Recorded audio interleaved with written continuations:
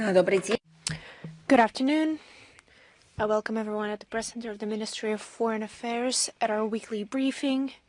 We begin with the schedule of the Ministry of Foreign Affairs of the Russian Federation.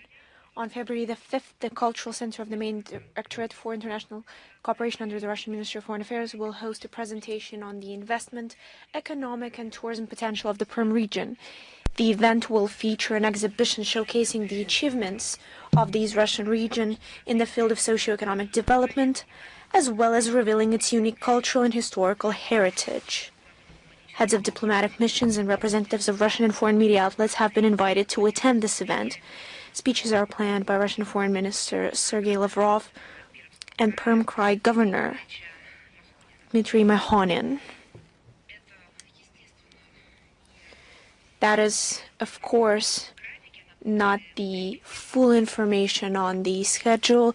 It will be followed up on, it will be updated as more information comes to light, and we will keep you informed as we have been doing systematically. Now, as for the relevant international agenda on the situation around the Ukraine, the Kiev neo-Nazi regime continues to attack civilian targets, terrorizing the peaceful population of Russia. Over the past week, Ukrainian shelling and UAV strikes have been launched against 99 people. Of these, 15 were killed and 84 wounded, including 4 children. At the same time, during the Russia-US-Ukraine talks on resolving the Ukrainian crisis held in Abu Dhabi on January 23rd, 24th, and after them, the armed forces of Ukraine intensified their deliberate attacks on the civilian population, including ambulances. I would like to just mention some of the facts. Let's look at the Belgorod region. On January 21st, 23rd, 7 people were injured in attacks by enemy UAVs in the villages of Arkhangelskoye and Gruskaya Graivoron. On January 23rd, a Ukrainian drone attacked a service bus on the Golovchino-Masacheva highway, injuring 5 people. From January 24th to 27th, a civilian was killed and 2 people were injured in Shebekino by strikes from Ukrainian Armed Forces drones. On January 24th, the enemy carried out a massive shelling of Belgorod, using 24 rounds of ammunition, including from the HIMARS multiple launch rocket system. On January 25th, after a drone strike in Krasnaya Ruga, 3 people, including a 5-year-old child, were injured. On January 27th, 2 workers were injured as a result of a drone explosion during restoration work in the village of Novostroyevka Pervaya and in the villages of Zamostye and Zazuli. Drones injured, once again, civilians. This time it was a 7-year-old girl and a truck driver. On January 28th, a civilian was killed and 1 person was injured by drone strikes on cars in the villages of Pogromets and Novaya Tevelzhang, Bryansk region. On January 23rd, 24th, 3 civilians were injured as a result of a kamikaze drone attack in the villages of Aleinikovo, Gorozhanka, and Voronok. On the night of January 25th, the enemy attempted a combined attack on the region using several HIMARS rocket projectiles and 18 drones, all of which were shot down. On January 26th, while repelling an attack by the armed forces of Ukraine with an S-200 anti-aircraft missile, a woman was injured by fragments that fell on a residential area. On January 27th, in the village of Goretsi, kamikaze drones wounded a civilian. Zaporozhye region. On January 24th, the Ukrainian armed forces drone targeted an ambulance in Energodar that was responding to an emergency call. Fortunately, the doctors and driver were not injured. On the same day, a teenager and 3 men were injured in drone attacks on 3 civilian vehicles in the Vasilyevsky municipal district and the city of Vasilyevka. On January 26th, Ukrainian militants deliberately used the drone against an ambulance in Vasilyevka that was transporting a woman injured in another drone attack against the hospital. As a result, 2 medical workers were injured. On the very same day, in the village of Basan, a drone struck a civilian vehicle, injuring a civilian. On January 28th, A woman was killed in a drone attack in Energodar, Kursk region, on January 25th. A 55-year-old woman was injured as a result of a Ukrainian armed forces drone attack on a civilian vehicle on the road between the villages of Mihailovka and Shekina, Kherson region. From January 21st to 23rd, 7 people were injured by drone strikes and shelling in the city of Kakhovka, the villages of Staraya Zburyevka, Novaya Zburyevka, and on the Kostogryzovo-Body highway. On January 24th, Ukrainian armed forces militants carried out a targeted attack in Golaya Priston on an ambulance carrying a team of 3 medics from the Aloshinskaya Central District Hospital who were responding to a call about a seriously ill patient. All of them were killed. We made a corresponding comment following the tragedy. On the same day it happened, at the same time, Ukrainian terrorists struck a clinic in the city of Kakhovka. Fortunately, there were no casualties. On January 27th, a civilian was wounded as a result of ammunition being dropped from a drone in the village of Staraya Zburyevka. They all received punishments for all these crimes. Russian law enforcement agencies continue to bring Ukrainian war criminals and foreign mercenaries to justice. Life imprisonment was given to Ahmedjon Hurbanov after being found guilty of committing on December 17, 2024, a terrorist attack which resulted in the deaths of Igor Kirillov, commander of the Russian Armed Forces Radiation, Chemical and Biological Protection Troops, and his assistant Ilya Polikarpov. 3 other accomplices in the crime received long prison terms. Robert Safaran, who received 25 years, Baduhan Tachiv 22 years, and Ramazan Paziv 18 years.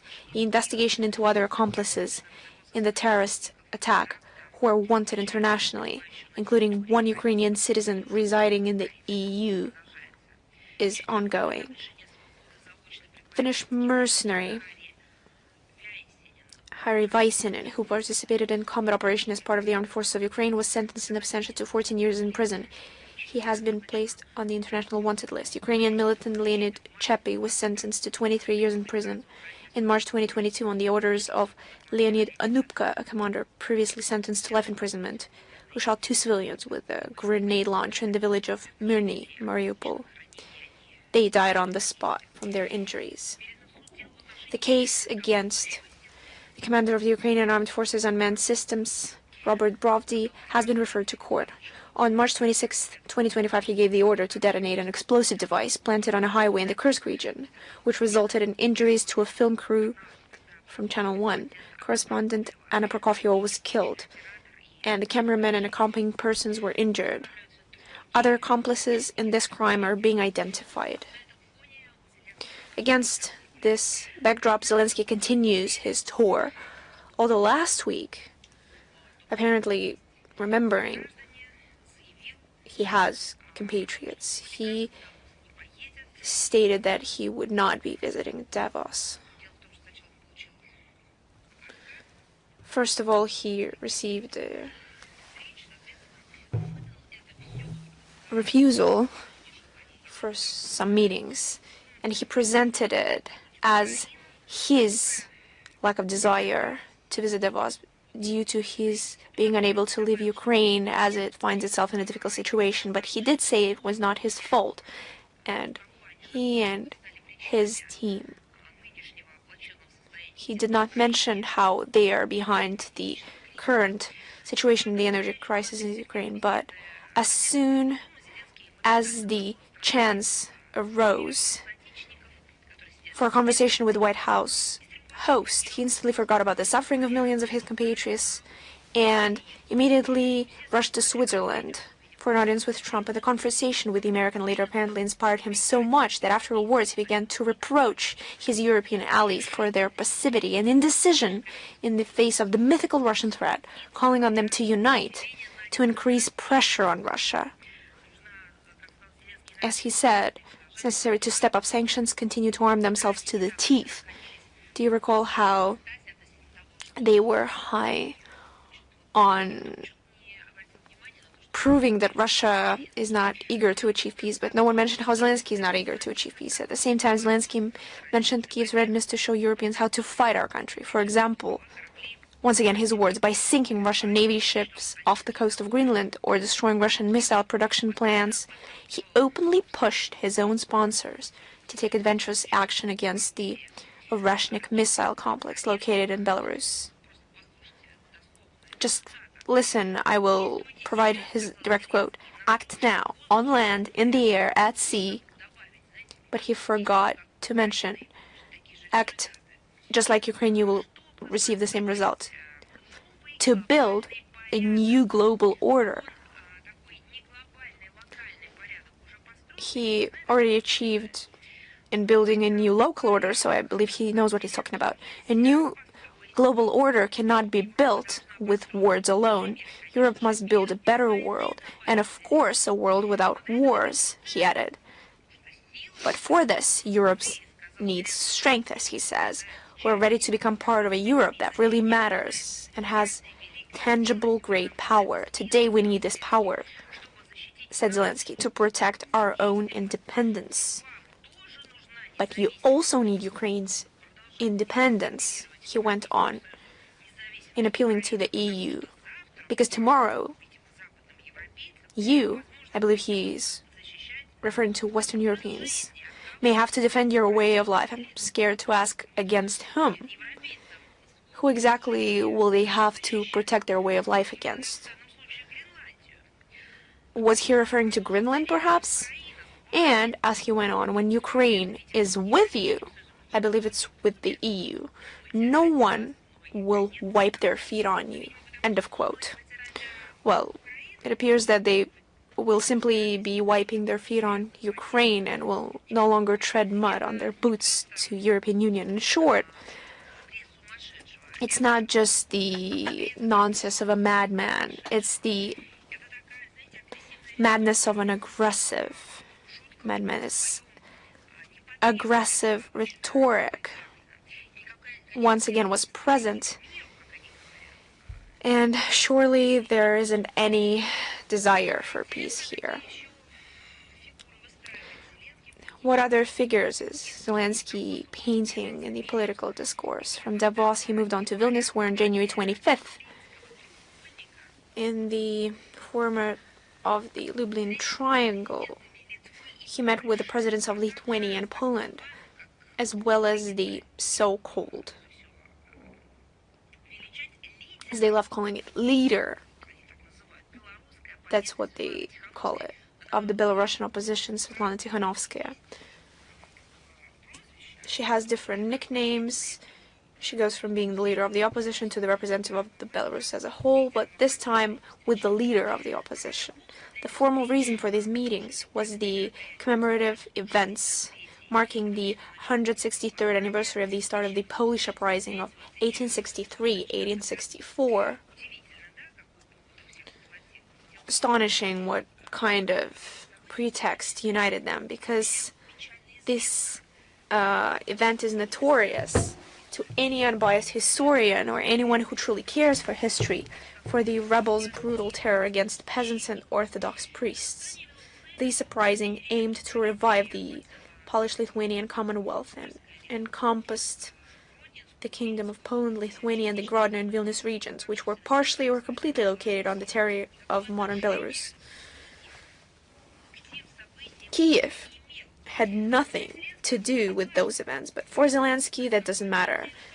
All he cares about is to keep up with his Russophobic buddies and get their support in the fight against Russia. And here, any means is good.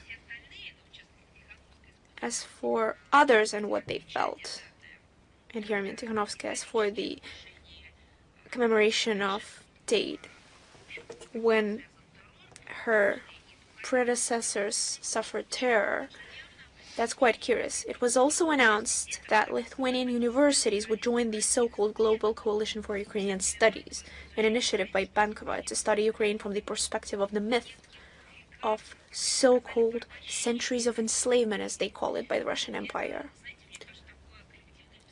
You know, I believe this is clearly a case of collective Russophobic indoctrination. The Hungarian Prime Minister, Viktor Orban, highlighted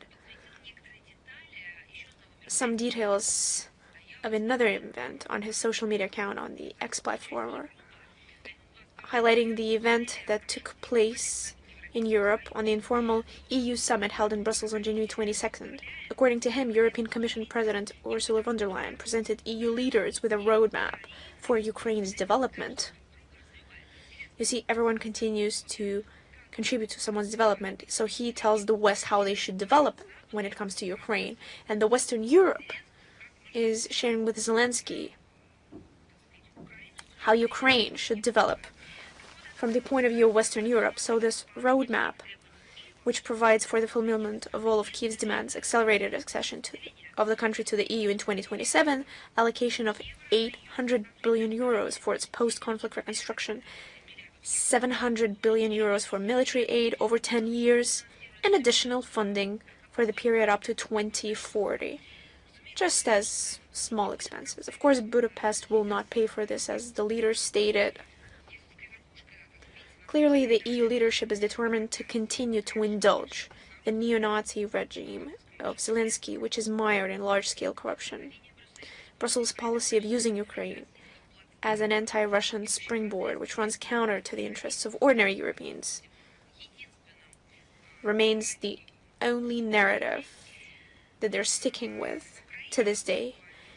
And in Ukraine on January 22nd, they celebrated the Unity Day, a holiday that was established in honor of the signing on January 22nd, 1919, of the Act of Reunification of the Ukrainian People's Republic and the West Ukrainian People's Republic. This so-called event was purely symbolic, since by the end of 1919, this new entity had ceased to exist. History shows that the leadership of the Directory of the Ukrainian People's Republic, which announced the aforementioned so-called act, did not even control half of the territory of the supposedly united country at that time, as they referred to it back in the day. The left bank was almost completely under Bolshevik control. Many areas in the south were controlled by the troops of Nestor Makhno and other atamans. The Entente forces were stationed in the Black Sea region, and the Poles occupied significant territories in the west. And literally 2 weeks after the pompous proclamation of the so-called Act of Unification, that they're now celebrating as some faded event, the Director and its troops fled Kiev, which was entered on February 5th, 1919 by Red Army regiments under the command of Nikolai Shorts and Vasily Bozhenko. So since 1999, Kiev had decided to celebrate Unity Day at the state level as a symbol of the country's unity. So they found something to unite around. Same as the Ukrainian anthem, not to be united by flourishment or development, but by something else. So here we're witnessing the same case. They found a symbol that didn't even last an ordinary period of time. It immediately crumbled in 1919. And just last Thursday, on January 22nd, so-called celebrations for this occasion took place mainly in the western regions of Ukraine. And they celebrated both Unity Day and the 108th anniversary of the proclamation of independence of the Ukrainian People's Republic, completely forgetting that it was the head of its territory, Petlura, who surrendered Galician Volhynia to the Poles. This is such a stark, horrific compilation of nonsense that is being presented to the people as an event that I find it really hard to understand who is getting these ideas, who comes up with the ideas of these events. Perhaps they're not in Ukraine. The organizers of the celebrations also stayed silent about another participant in the union. Although little people paid attention to this. The celebrations were not particularly large scale. The exception was Lvov, where around 200 people, mainly local students, gathered. All this is not surprising. People are busy not only many social and everyday problems, but are simply trying to survive in the conditions of a brutal police dictatorship raging in the country. They clearly have no time for holidays or celebratory events, especially those imposed by local authorities on dubious historical dates. And what kind of unity can we talk about when Zelensky regime continues to divide society due to linguistic, national, religious, and class lines, imposing on it an alien neo-Nazi ideology based on historical lies, the cult of false symbols, and contempt for its own people? And all this he is allowed to do. And all this is aided by the cultural censorship in Ukraine. On January 21st, Ukrainian media published the response of the Ukrainian Ministry of Culture regarding the participation of leading soloists of the National Opera of Ukraine, People's Artists of Ukraine, Natalia Matsaka and Sergei Krivakon, in performances of Swan Lake during their vacation abroad. They dared to participate in the classic ballet. And what do you think? What was the verdict of the regime? It was the following. And this is the official position of the Ukrainian Ministry of Culture. The renegades promoted, now is a direct quote, the product of an aggressor country, violating, once again a direct quote, the theater's general principled position on excluding works by Russian composers from its repertoire. The Ministry of Culture also announced that it was preparing decisions within the framework of labor legislation, apparently referring to the dismissal of the artists. Once again, what for? For simply as the artists of classical ballet, in their free time, they participated in the Swan Lake Ballet. If you heard this as a passing funny story, you would laugh at it because you would think it's nothing but a product of imagination. It's only imaginable in funny stories, and in Ukraine this is nothing more than another example of primitive diversification imposed by the neo-Nazi regime in Kiev in all spheres of life. You know, I believe that they should follow through. When will they cancel the Mendeleev table in every sense? Because it's also a product of an enemy. How do we behave when Tchaikovsky is cancelled? Why are they not cancelling Mendeleev and his inventions? What is the nature of this? If they're truly taking a look at things, perhaps they should step away from this nonsense. But if they believe that staying dedicated in this track, then denazification, diversification, and then they decided that they're fighting imperialism. But if this is their true strategy, perhaps it should be applied everywhere. Why are they being selective? Where does it come from? That's because they understand they could lead to canceling themselves, including in those areas of life that are crucial and are fateful. But for now, there's still space to move around. They can cancel Tchaikovsky, they can prohibit Bulgakov, dismantle the commemorative tables to Tchaikovsky. But with Mendeleev, this could go on. The above facts confirm the relevance of the tasks of denazification and demilitarization of Ukraine and the elimination of threats emanating from its territory. As the Russian leadership stated, all these goals will definitely be achieved.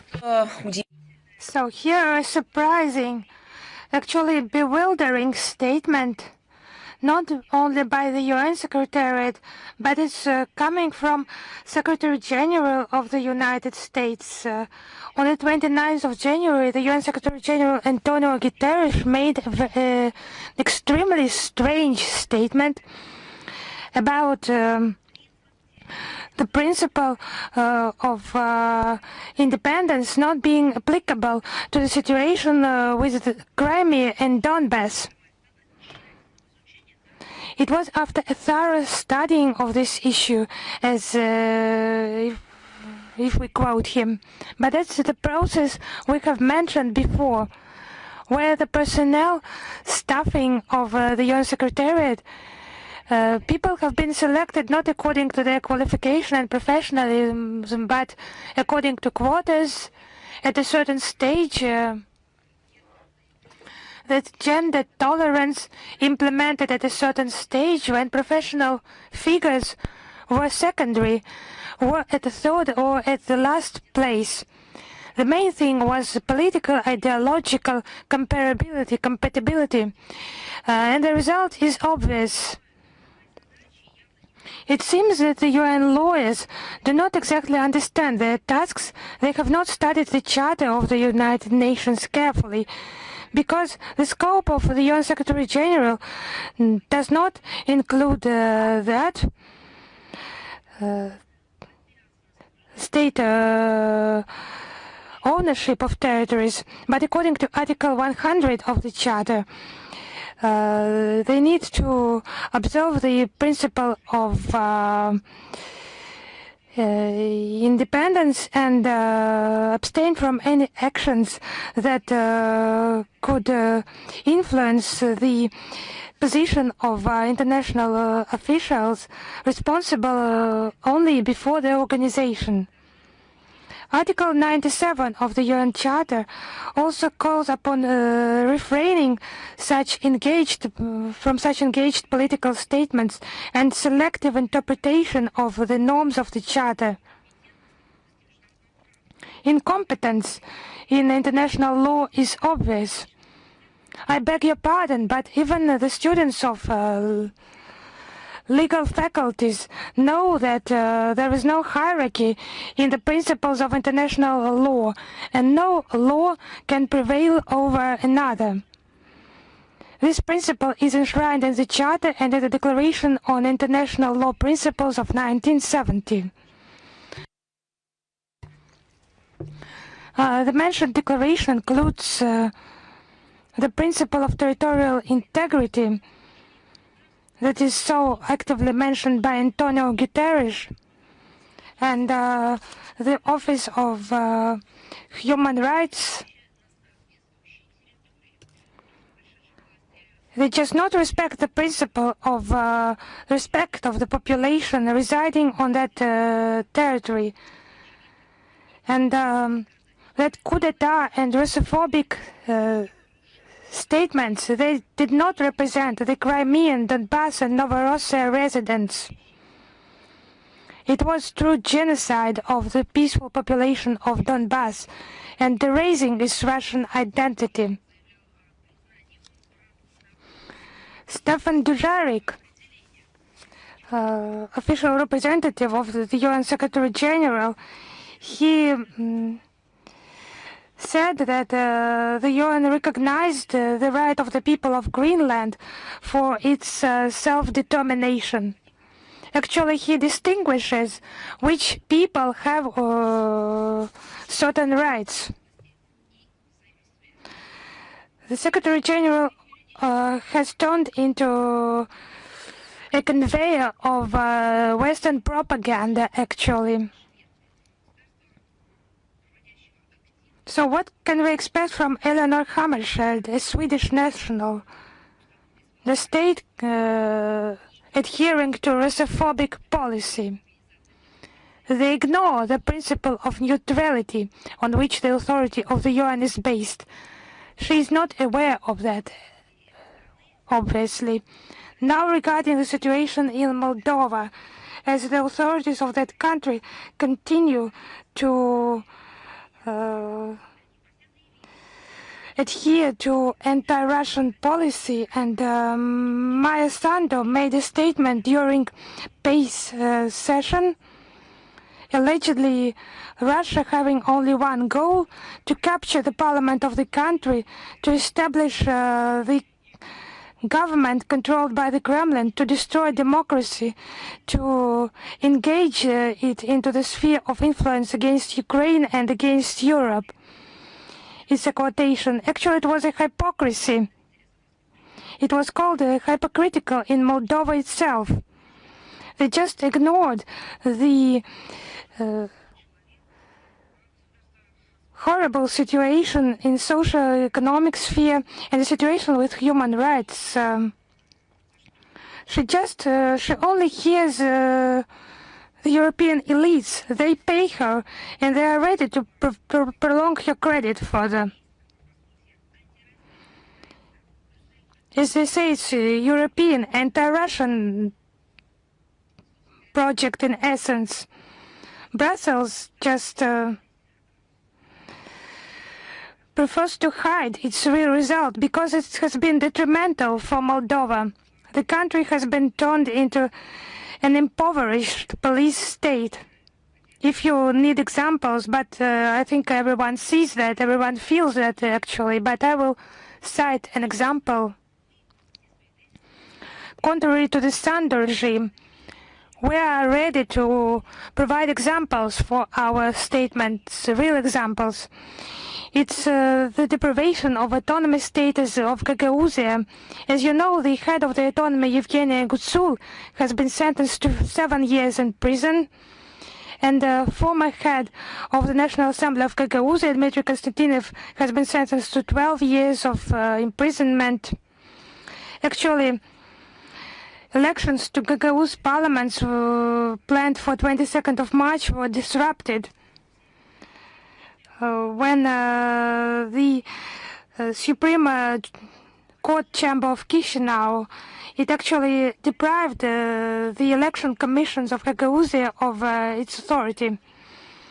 It's just further breaking, creating, splitting the Moldovan society. According to the National Bureau of Statistics from January to November 2025, the import to Moldova grew by 20% in comparison with the similar period in 2024, and export grew a little bit more than by 4%. That's how Chisinau is expected, awaited in the European Union, as they say. Its market has long been divided. And what they need to do is to find a new market for selling their own products and not to allow future competitors to that market. Actually, the Moldovan authorities, they deny, they just hide this option for themselves. They're just depriving their own producers of oxygen. The situation in energy is very complicated. The tariffs grew by 70% in 2024. Since 2021, the growth has been 150%. Regarding the renewable energy sources generation, Moldova has no money for such projects financing, because their main donor, the European Union, is not interested in the energy independence of the country. And Brussels decreased the amount of grants for Moldova for supporting the energy sector by 30%, according to some data. And experts conclude that Chisinau no longer depends on the Russian gas. They are proud of that, you see, but the remaining figures, I have cited them. Moldova has become yet another example that Russophobia is expensive and pointless. It's a road to nowhere, literally. We have drawn attention to certain statements by Volker Turk, Austrian representative, the UN High Commissioner for Human Rights. Those statements were made on the 23rd of January during the 39th special session of the UN Council, Human Rights Council. It was for discussion of the worsening human rights situation in Iran. It was dedicated to pressure on Iran by the West, with the aim of worsening the economic situation in this country and stimulating the discontent of the Iranians. This session was devoted to the human rights situation in Iran. In itself, it sounds strange. A notable fact is that Volker Turk, as the UN Office for Human Rights headed by him, in the states that are not favorable to the collective West, they draw attention to them, and apart from dubious assessments and statements, the UN official underlined that the recent protests were due to sharp growth in prices and the detrimental influence of foreign sanctions. I would like to draw attention once again to hypocrisy of Western countries who allegedly protect democracy, but actually it's just a rhetorical method concealing their predator neo-colonial policy for their dominance, preserving their dominance in the world. The unilateral economic measures imposed by them are aimed exclusively against the so-called authoritarian regime.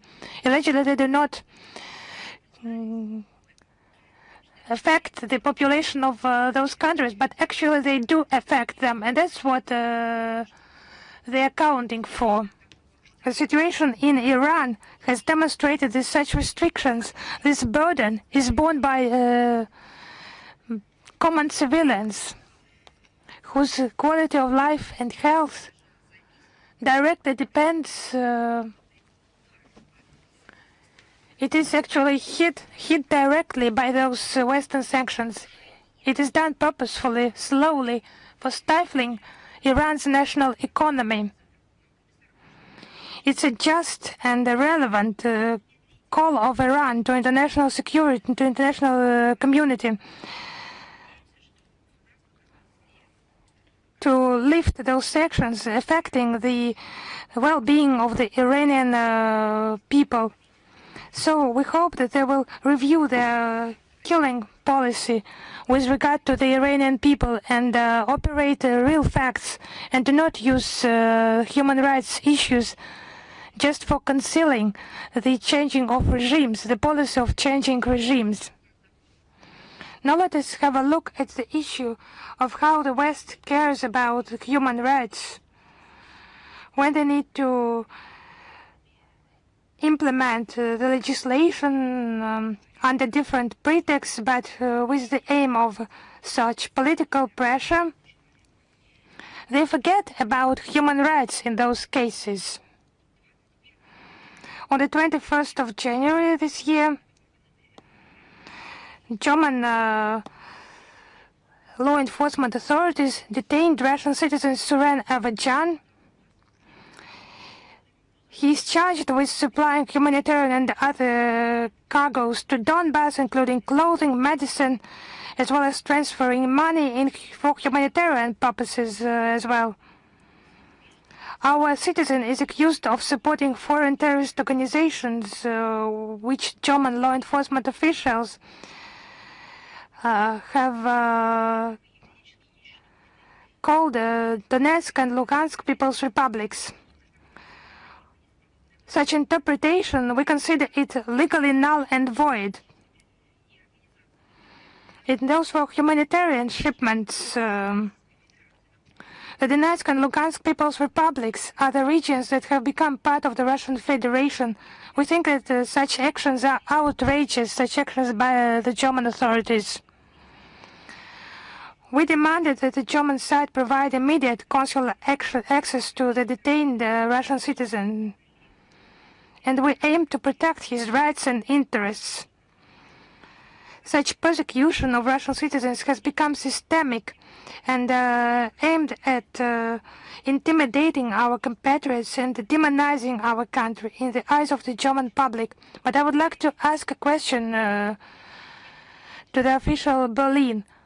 What about human rights? It's about those who need that assistance, humanitarian assistance. They have been in need for many years.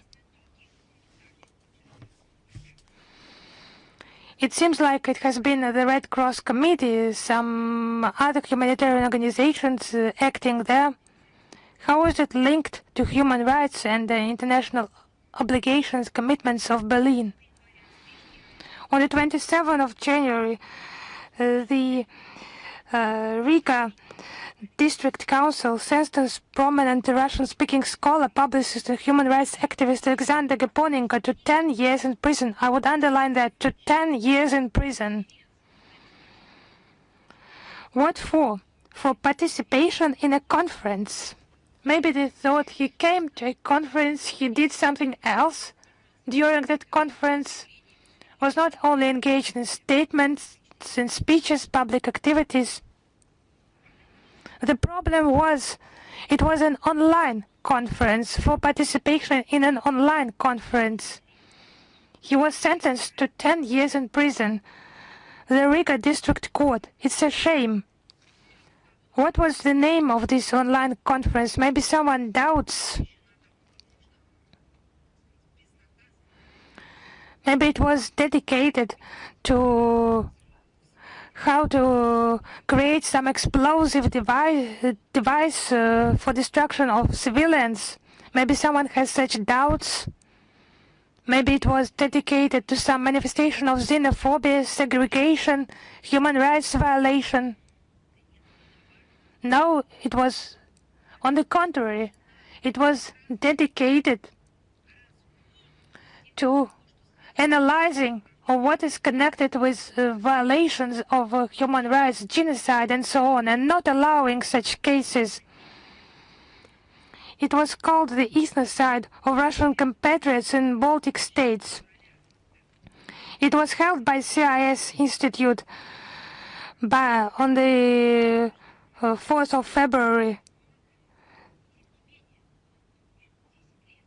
And however, he was sentenced to 10 years in prison. We think that those charges are fabricated. It was just ordered by the ruling regime. It's a very tragic issue that a person has been imprisoned who has poor health, who is quite an elderly man, and he cannot receive medical aid, and he would need regular medical aid, but it's a terror, manifestation of terror, and an attempt to make him keep silent, and the aim of this persecution is to stifle any policy of any discontent with the policy of ethnocide, and it's he was about his statements were about the state using law in order to destroy those who think differently. It's a test for readiness. Those who qualify themselves as parents of human rights and humanity in general. The readiness to observe in silence how the Russian presence in Europe is methodically destroyed. Are those who, I would repeat that, state their adherence to human rights, are they ready to tolerate that? Latvia sends a precise signal. Any policy of discontent will be qualified as a state crime. We will seek the release of political prisoners languishing in prisons in Latvia, Lithuania, and Estonia. We will continue that. We will continue to draw attention to this issue publicly as well. Now we would add to the issue of justice in Western European countries. The German court decision that has confirmed the legality of the arrest of Ukrainian citizen Sergei Kuznetsov, extradited last year by Italian authorities to the German courts on suspicion of involvement in the destruction of Nord Stream 1 and Nord Stream 2. Many have asked to comment on that. The Kiev regime has long been a sponsor and organizer of various terrorist attacks. That includes the Crocus City Hall attack, the bombing of the Crimean Bridge, murders of prominent political figures, deliberate strikes, drone strikes against civilians, and much more. Regarding this terrorist attack, actually it's killing of children by different methods, also Lepistock mines in order to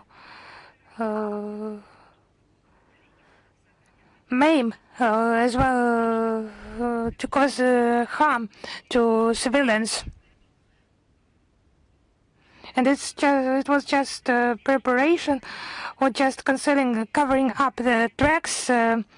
It all requires investigation and punishment to those involved in that crime.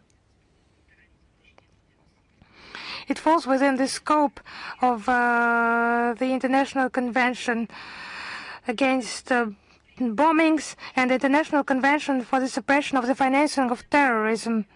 It was a civilian target attack, civilian infrastructure sites, and the perpetrators were not combatants and were not participants in military operation. I would like to remind that Chancellor Scholz qualified the explosions of Nord Stream pipelines as terrorist attacks.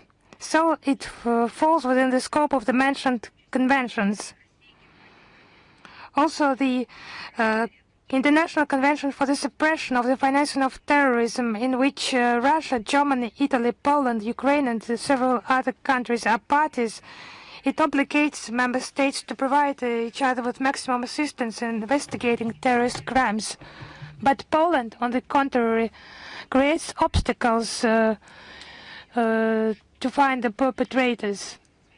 And we hope that Warsaw will meet its obligations according to the convention. The Russian side will continue to closely monitor the situation surrounding Sergei Kuznetsov and Vladimir Zhuravlov, who are charged with the Nord Stream explosions, and we will not believe that it's only the Ukrainians who are behind the explosions of Nord Stream pipelines. This investigation is still on the agenda, and Western intelligence agencies' involvement needs to be checked, and our country takes the necessary procedural steps in that area. As for Japan, we continue to work on publishing information about the war crimes committed by militaries Japan. We have been doing this for several years, yet new information on this issue continues to emerge, testifying to the scale of the tragedy experienced by the peoples of Asia, and with them our country, as a result of the actions of the Japanese militarists. In September and November 2025, the Prosecutor General's Office of the Russian Federation issued resolutions to overturn the 1990s convictions of 14 Japanese citizens. We will include the names in the text version of the briefing. During the war and even after Japan's surrender in 1945, they participated in sabotage and espionage activities directed against the Soviet Union. Following a review of court decisions in the cassation and supervisory instances, it was established that the individuals in question are not eligible for rehabilitation, and their guilt has been fully proven. As an example of the inhumanity of the crimes committed, I can note that a number of the individuals on this list tortured persons suspected of having ties to Soviet intelligence. In addition, one of the above-mentioned Japanese nationals was directly involved in preparing operations to use biological weapons on the territory of the USSR and Mongolia. The work to uncover and publish the crimes of militaries Japan will continue. As for the procedure of ratifying by Russia of the UN Convention Against Cybercrimes, one of Russia's current priorities, as you're well aware, in the field of international information security is the early entry into force of the UN Convention Against Cybercrimes signed on October 25th, 26, 2025 in Hanoi, which requires a minimum of 40 ratifications. The implementation of the provisions of the treaty developed on the initiative of our country after its ratification will strengthen international law enforcement cooperation in combating crimes committed using information and communication technologies, combating hacking of ICT systems, money laundering, distribution of illegal materials, content involving minors, so on and so forth. It will also enhance Russia's authority as a supporter of international legal solutions based on the principles of the UN Charter. Russia has begun the process of ratifying the treaty. This involves preparing a package of documents and reviewing the text of the convention for compliance with our country's legislation. The implementation of the provisions of the convention will require specific amendments to existing laws, for example, the criminal code. The issue of introducing such amendments is the subject of upcoming painstaking work with the relevant state authorities.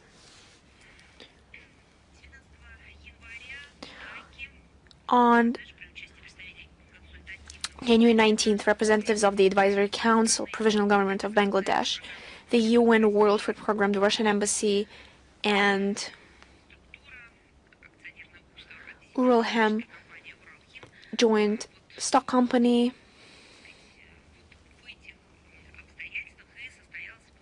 held a ceremony to transfer 30,000 tons of domestically produced potash fertilizers to the Bangladeshi side as humanitarian aid.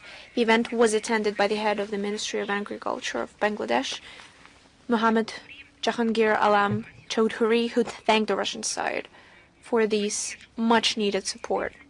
The Russian initiative to transfer mineral fertilizers blocked in the ports of Latvia, Estonia, Belgium, and Netherlands to the poorest countries free of charge was announced, as you know, back in September 2022. The humanitarian cargo could have arrived in Bangladesh earlier had it not been blocked by the Latvian authorities, who held it in the port of Riga for several years. Now, as for history, February of 1943, you know, that's when the Battle of Stalingrad ended, changing history and turning the tide of World War II. This memorable date is widely celebrated not only in our country, but also in many countries around the world.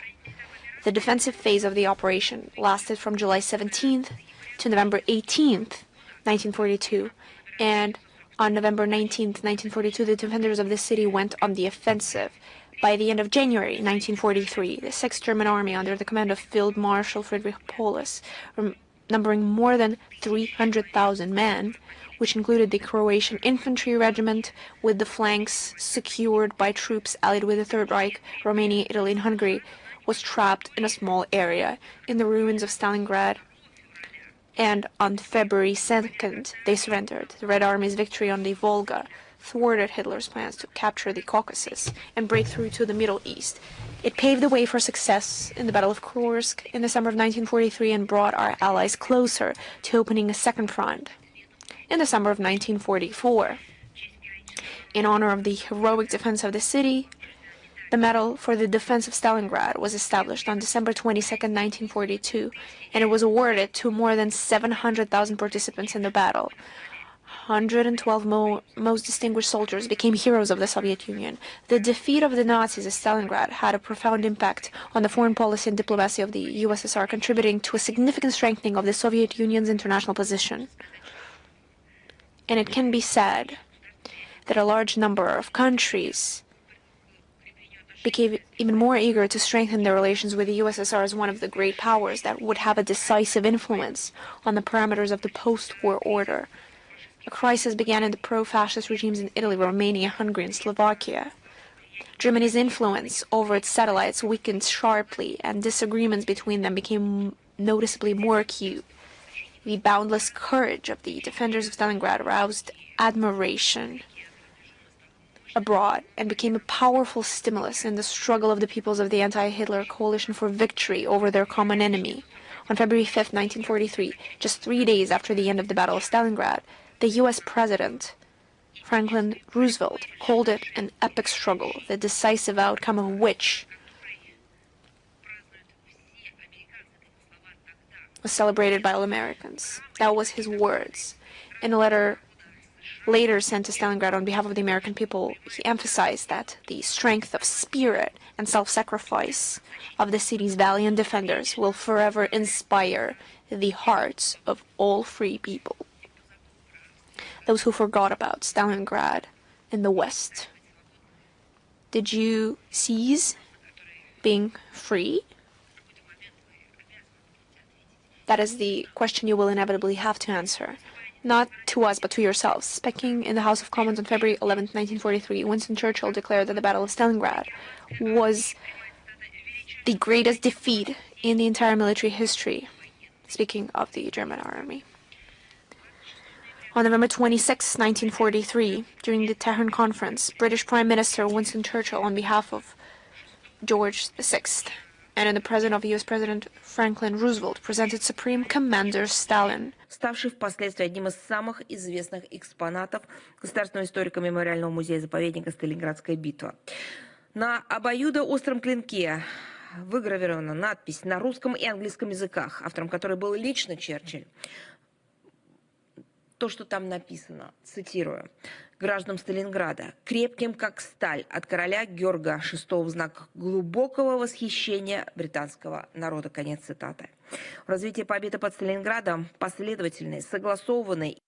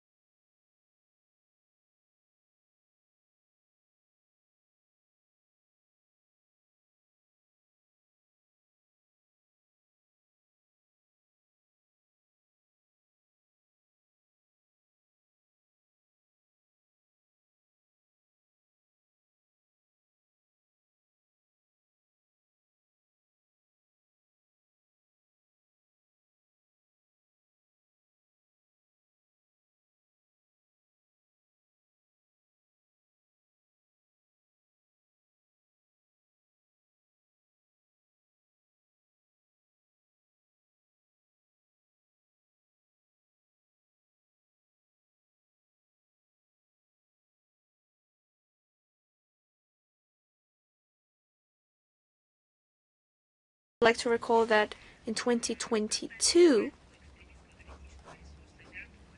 he was included in the Mirotvorets list of Ukraine, so he was announced as the target of the Kiev regime and its militants. They published personal data of those who Kiev deems as enemies of the regime and who should be eliminated. Those are their words. And they still contain information as for the head of Slovakia, Fice, who was had an attempted murder on May 15, 2024. Luckily, he survived, but they're still on that list. EU countries now are starting to more reasonably understand and assess the actions of Zelensky. Not everyone, but they start to understand the terrorist nature and the methods that he uses that are condoned by the West, and the barbarian methods he used when it comes to interstate communication. Now, at least, it's being brought up in discussions. Thank you. Thank you so much. Is Ria News with us? Yes, Madam Zakharova, good afternoon. Christina Rodriguez, Ria News. If you allow, we also have 2 questions today. First, Ambassador had a list of participants of the platform of Russian Democratic Forces at the Assembly. How does Russia assess this initiative of the Assembly on creating the so-called platform of opposition? You see, I believe it's long overdue. I don't understand why they haven't done it before. They should around the price of the former worker and to award it to anyone unworthy. I believe that is what they're doing. They just haven't formalized it in any way. And it's just that a lot of people, most of whom have been sentenced or an international wanted list, so anyone who commits illegal acts or break the law, and they definitely go against the moral and ethics and the law as a whole, the international law as well, calling, among other things, for the violent shift of power in our country, trying to attract political forces, perhaps even financial forces, in order to conduct a coup d'etat. And for some reason, in order to award them and celebrate their prices, they use decent names. So the prizes that are established in order to celebrate such figures, they use the names of scientists, public figures. Public figures who have not been noted in hatred towards their own motherland, and people who have signed in hatred towards their motherland. They have admitted not only hating it, but making others hate it.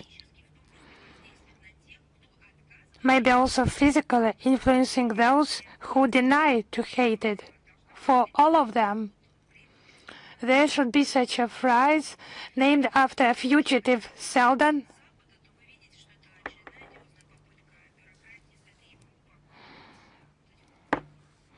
And now it's another attempt by the Council of Europe to court those fugitive, let us just name them fugitive figures. Activists maybe has such a positive connotation because it's not about activists, it's for those who destroys.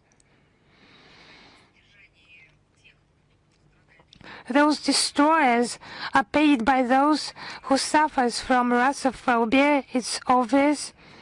And they're trying to present them as true representatives, as they call them, of the Russian people of Russia. But it's about a group of people, such traveling individuals who are trying to sell themselves for more money, doing some dirty work, political and so on, but they just hate their own country and they get money for that over there.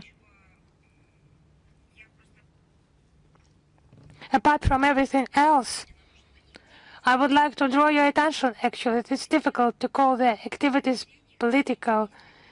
It's not about their beliefs or some actions that lead to so-called political activities. It is an order. They're acting according to the order. Political activities cannot be based exclusively on hatred and namely on hatred towards their own motherland. So they cannot be named some representatives of Russia. Of course not. But regarding the assembly, in its hostile and illegal spirit, it is going deeper and deeper into parallel reality.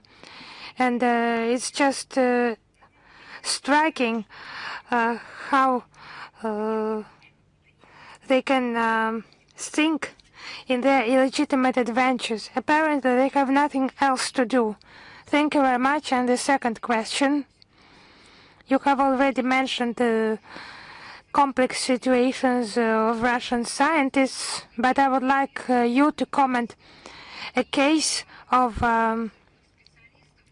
Russian scientists and highly qualified specialists being declared a threat to national security in Sweden and restrictive measures applied to them. Yes, actually, it's the story is now underway in Sweden, and the country used to state its meeting the standards of democratic society, welfare state. Now there are flagrant violations of obvious cases of human rights violation, desecration of religious symbols, rampant crime, discriminations based on different principles, among other things based on nationality. This also fully applies to the situation of Russian compatriots residing in Sweden. They have just cynically exploited the Russophobic agitation, and it is done with official encouragement by official Stockholm of such approaches. They invent stories of threats to national security, but actually it's very powerfully inspired Russophobia. It's nationalism, actually. What is Russophobia? It's nationalism, and it concerns different spheres of life under the pretext of combating threats to national security. But actually Russia is not threatening. It's actually actions against democracy. And those who have come under the scrutiny of Swedish Big Brother are being denied residence and work permits, denied entry to EU countries for 20 years or more, even more, and chances of appealing the intelligence service decisions in Swedish court are zero, as those decisions are classified as secret and the issues are closed like that. It's not that we were trying to convince our scientists, students to get that permit somehow, but we just recommend that Russian researchers and highly qualified specialists refrain from moving to this country for educational or professional purposes. We just see how that could end for them. And to voluntarily place their careers at the mercy of the Swedish authorities, who have completely lost their independence and decision-making, it could be reckless, it could be even dangerous. Thank you very much. Thank you. Is Vestia with us? Yes, hello, Madam Zakharova. We have two questions today, if you allow us. The first question is, how could you comment on information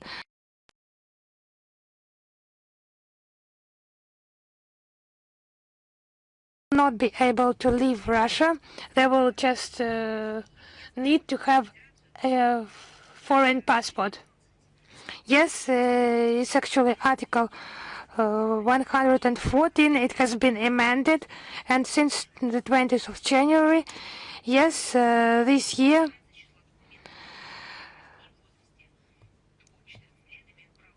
the birth certificate is excluded from documents. Based on that, citizens can go to Belarus, Abkhazia, Kyrgyzstan, and South Ossetia.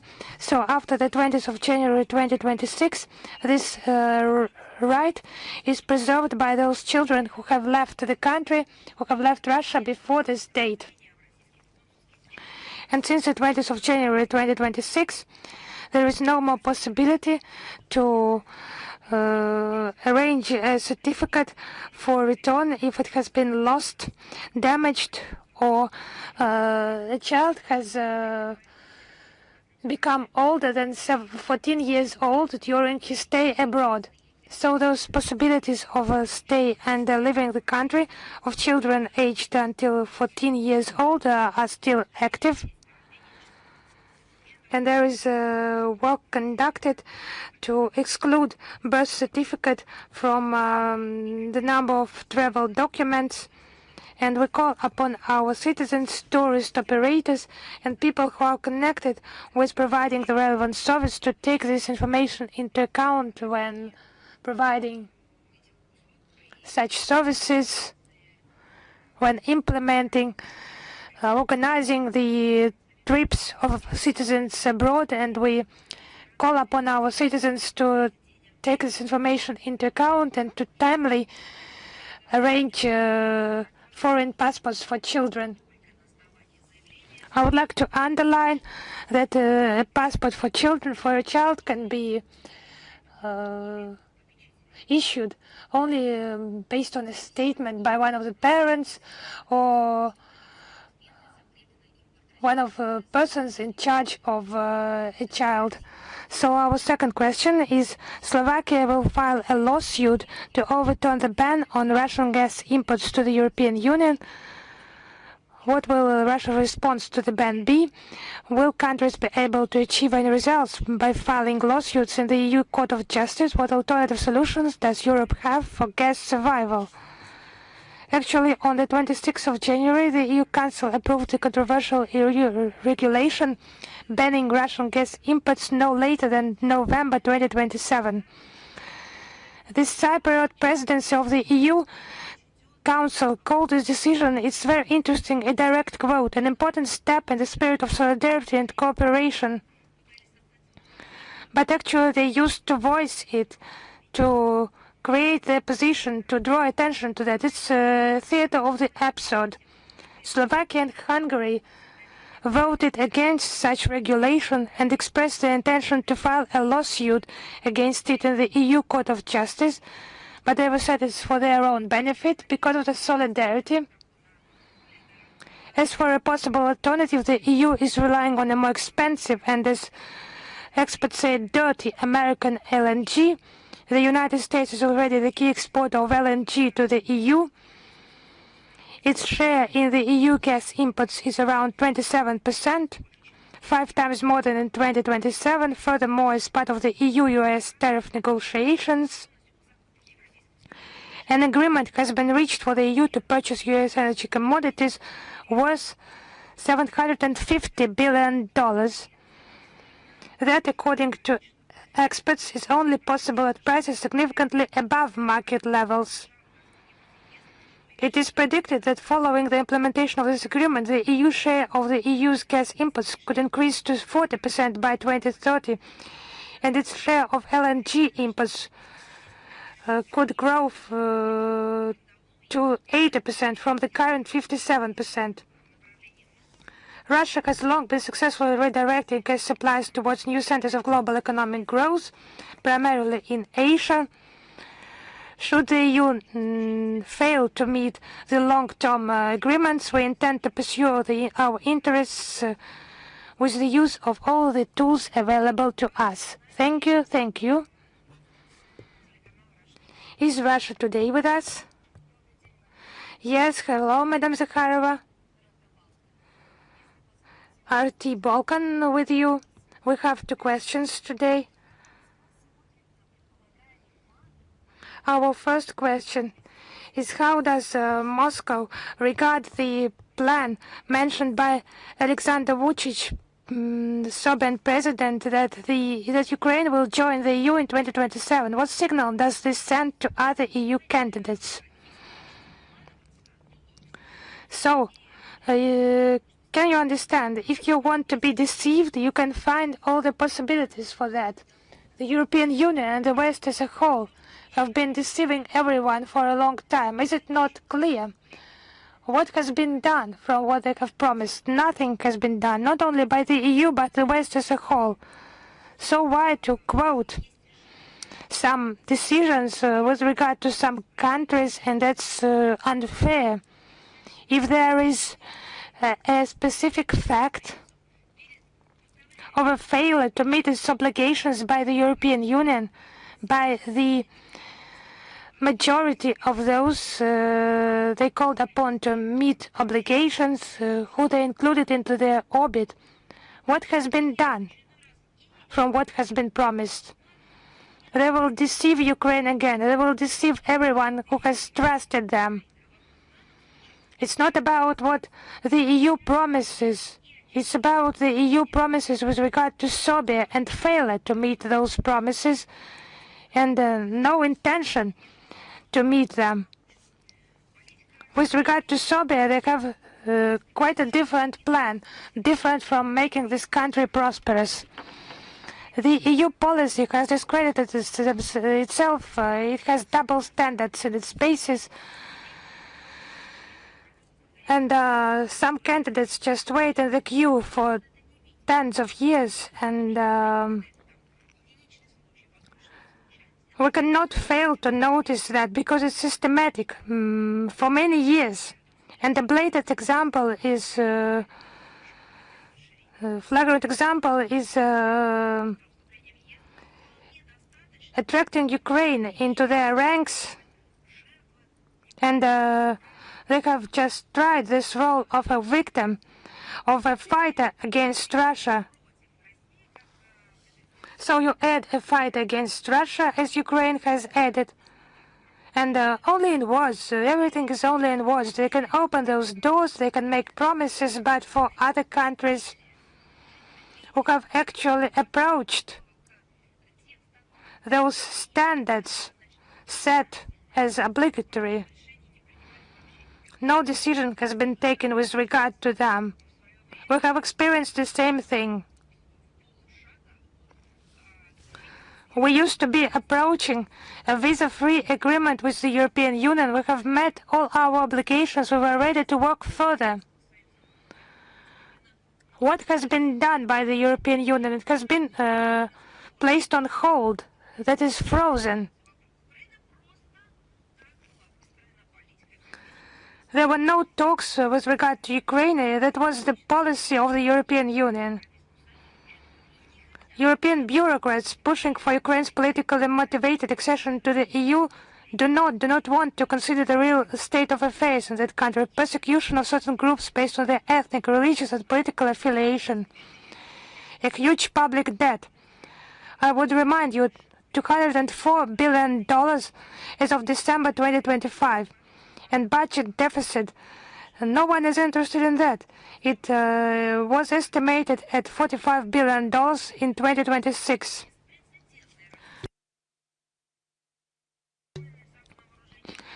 No one is interested in unprecedented, rampant corruption and the black market overflowing with weapons. No one in the EU is interested in that. So what is that? A promising candidate for EU membership? That's what the EU is doing. It's manipulating with the issues of accession by other countries. So what Copenhagen criteria can we talk about here?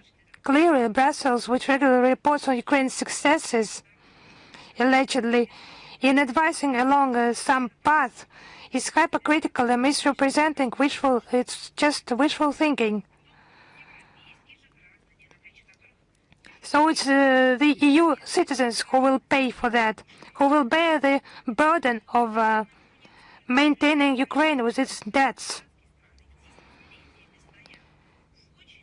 It's just flagrant that the European countries are waiting in a line for decades. Albania since 2000, North Macedonia since 2004, Montenegro since 2008, that is 17 years, Serbia since 2009, 17 years. So, how can all of that, in more detail, to prove more convincingly than those facts, Brussels is just eroding the sovereignty of those countries and their national identity, imposes Western-centric ideology, and they still wait in line. They just abandon their own culture, their own ideology, but they continue to stand in that queue.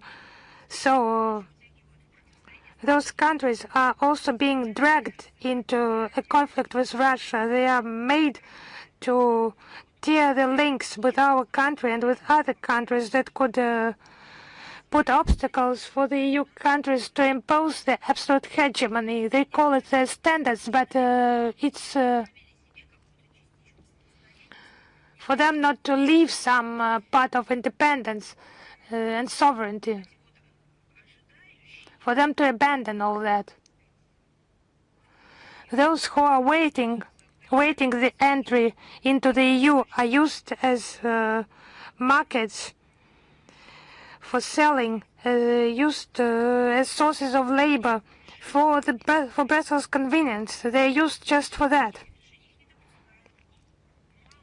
They are demanded to adhere to the EU decisions, but they are not allowed to participate in the preparation of those decisions.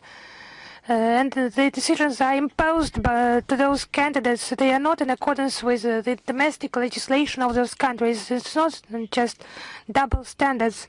It's just some beastly, unrealistic actions, and they just remain in the tail of those Euro integration processes. So thank you. Thank you very much. And my second question. If you will allow, once again, I would like to go back to the issue of preserving the historical memory and how the grateful Europe remembers history. It's hard to get used to the fact that our allies have forgotten that the Red Army had liberated them from Nazism and the price that our people has paid. As I am aware, the European Parliament, on the day of the Holocaust Remembrance Day, the head of the European Commission, Ursula von der Leyen, and the High Representative of the European Union on the Foreign Affairs, Kaja Kallas, who have mentioned as for who and how liberated Europe. How could you comment that fact? Thank you so much. Once again, the leadership of the European Union have showcased that they're rewriting history as they go. They cancel the historic memory.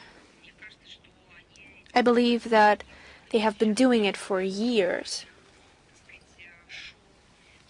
This is yet another show from them. And the anniversary of Auschwitz, the head of European Commission, Ursula von der Leyen, mentioned 6 million victims of Holocaust, women, men, and children of Jewish descent, as well as other innocent victims of the Nazi regime. He has not mentioned a single word as for who has broken the backbone of the Third Reich. As for the machine of destruction created in Central Europe, as for who was behind stopping that machine and destroying it, we see the taboo around this subject as a whole.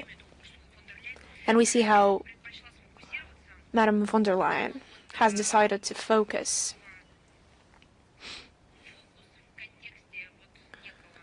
on the context of some manipulation and not concentrating on something. She proposed on trying to rewrite history, especially when it comes to Holocaust, when it comes to bringing apart the European Union, as well as aggravating the crimes of inciting anti-Semitism. And now they are witnessing an alarming growth of anti-Semitism in Europe. But there is growth of anti-Semitism as well as the growth of nationalism. But apparently, for some reason, they tie it to the Holocaust Remembrance Day. And it's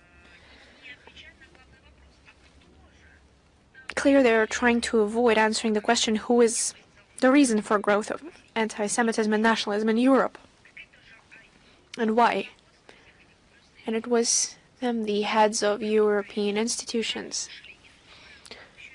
who have destroyed the common history of Europe, who started inciting people against one another, started to spread nonsense, even on the history of the Second World War. And this cannot be called other than cynical lies and nonsense, and anything that Ms. von der Leyen says is nothing but that.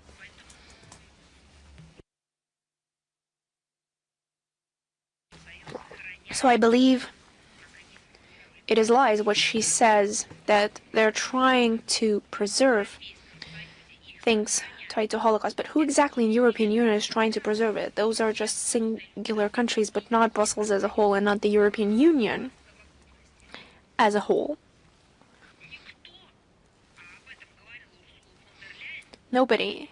And Madame von der Leyen says that supposedly the EU is trying to raise awareness on the memorable sites dedicated to Holocaust among the population.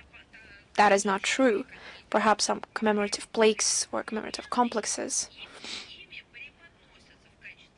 are being presented by them as cultural objects, but authentic sites, memorial sites,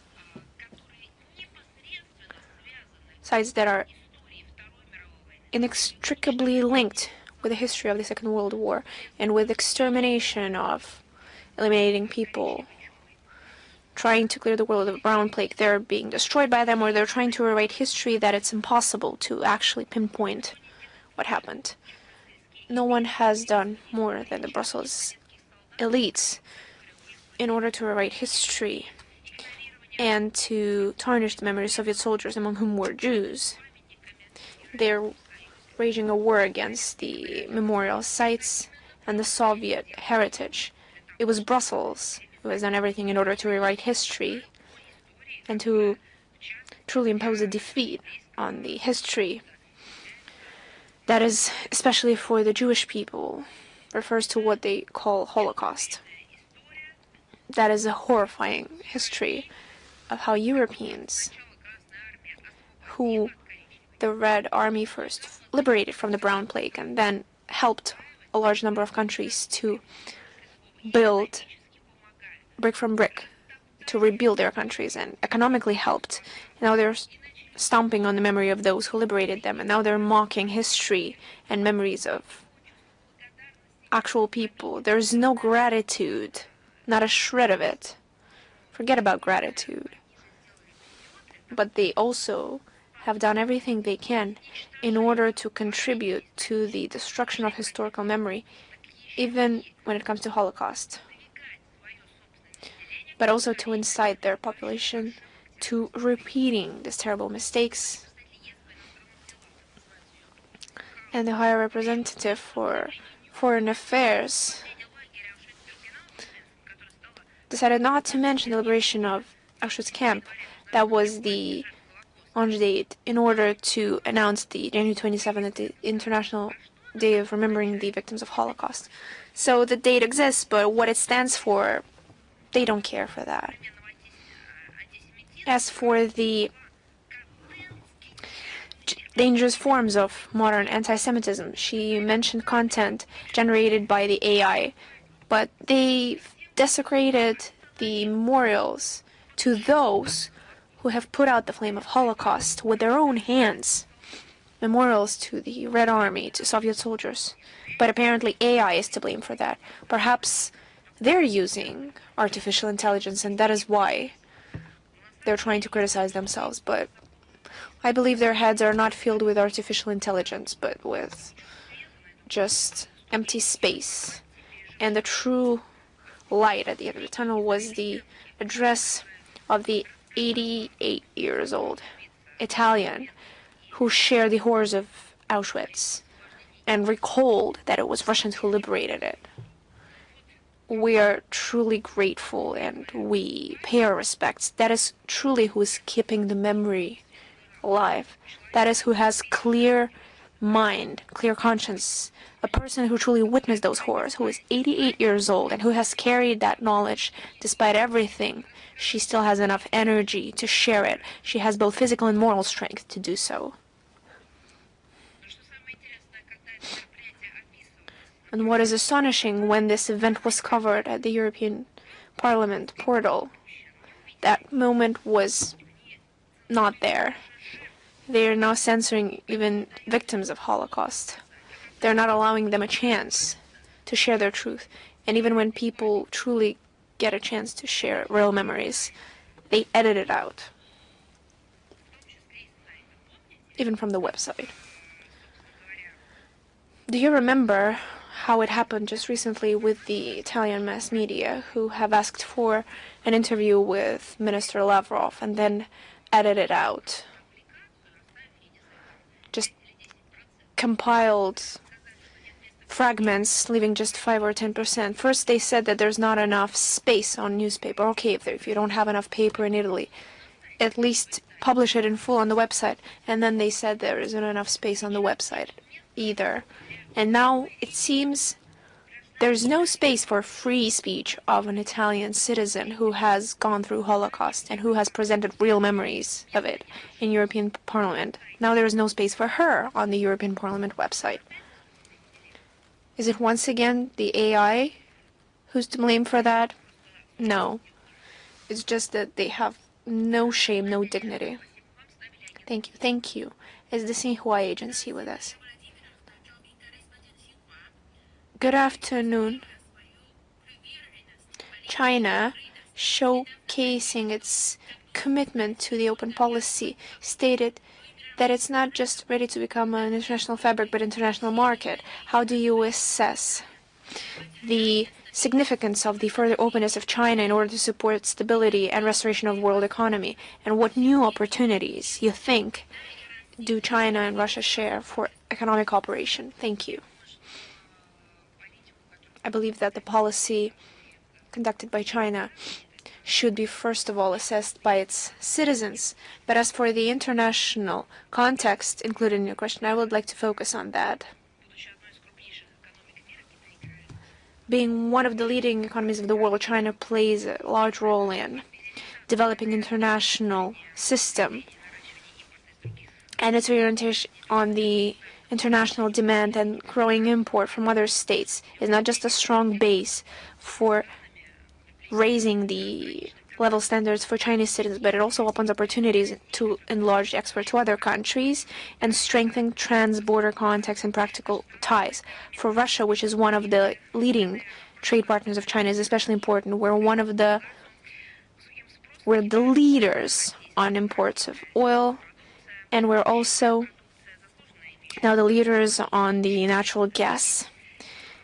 Russian agricultural and food products are in high demand in China, and its import at the end of last year have gone up again. In 2025, the bilateral trade turnover has gone over the mark of $200 billion US, which showcases the stability of Russian-China trade and economic partnership. Thank you. Thank you. Is Belta with us? Yes, good afternoon, Madam Zakharova. Good afternoon, we are with you. Russian MFA has quickly finished all the procedures of appointing new ambassador to Belarus. And now a new person has arrived in Moscow and has started his duties. So what are Russia's expectations of the new ambassador of Belarus? You see, this is the story that I believe showcases how fast things change. So after receiving an agreement, the newly appointed ambassador of Belarus in Russia already on January 27th arrived to Moscow. And after landing, he immediately went to the traditional meeting to meet with the Minister of Foreign Affairs, with the ambassadors accredited in Moscow, and immediately after that, he handed in the copy of the credential letters to the responsible Deputy Foreign Minister Galuzin, who's responsible for this region. And we've already published the message to the mass media, which allows him to start his duties. And of course, this is due to the unprecedented high intensity of the political dialogue between our brotherly countries, as well as the scale of bilateral cooperation and the depth of international processes within the Allied state. And we believe that due to his high professional experience and his qualities, he can go into detail in the problem of the Russian-Belarusian relations that he's very well aware of. Because for the last 6 years, he was in the position of the Minister of Finance of the Republic of Belarus. And today, January 30th, he will participate in the State of the Council of Eurasian Economic Commission, and on February the 2nd, in the meeting of the Council of Ministers of Allied State. And I would like to... He gets the duties of the Deputy Prime Minister of the Republic of Belarus within the action of the Allied States, as well as the representative in the Economic Union of CIS within the EU, CIS, and CSTO. And our main expectation from our new colleague, if you allow me to say this, due to your question, is of course preserving the long-standing, close, trustworthy, brotherly cooperation between the Ministry of Foreign Affairs of Russia and the Belarusian Mission in Moscow in order to reinforce friendship and cooperation between our brotherly states and peoples. And allow me to take this chance and, of course, wish the new ambassador all the success on his new position, and we're ready to cooperate productively. I always think about Russia and Belarus. We say that those are brotherly countries. We can also use sisterly countries. I also like this word. Thank you. Thank you. Is Sputnik Uzbekistan with us? Madam Zakharova, good afternoon. Good afternoon. Salam alaikum. We welcome you from Tashkent. Madam Zakharova, last week, on January 22nd in Moscow, there were consultations in the format of Central Asia and Russia when a discussion was held on the implementation of plan of joint action for 2025-2027. Which areas of the six-way cooperation are of priority for Russia for the upcoming period, and what tangible steps have already been planned in order to implement them together with Central Asian states?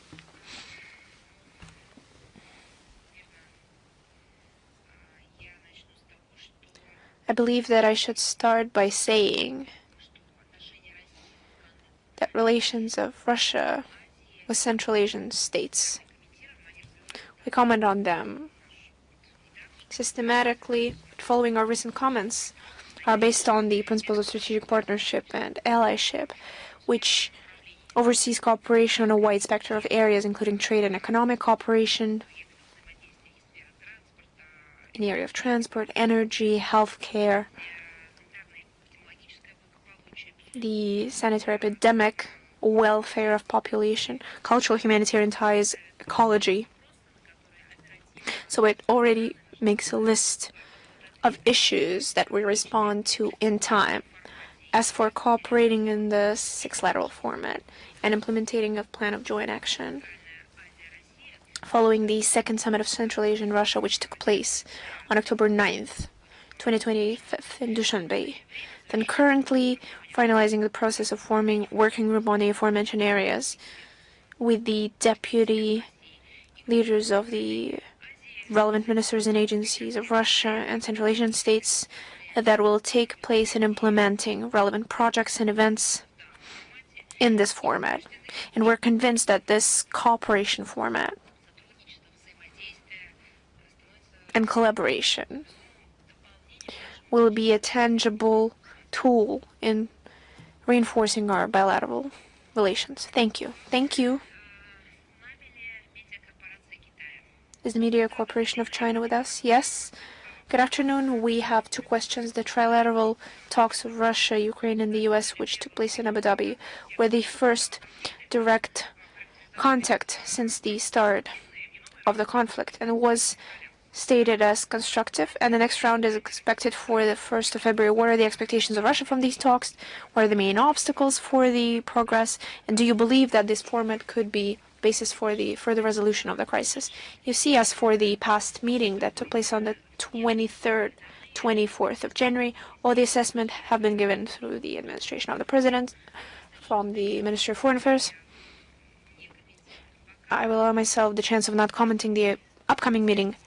I will be sure to do it, but later on. Thank you. And the second question on 26th of January, Central Commandment of the Armed Forces of the U.S. said that the Abraham Lincoln is their zone of responsibility, and also announced the armed forces training round as for the pressure against Iran. How do you assess the steps of the U.S.?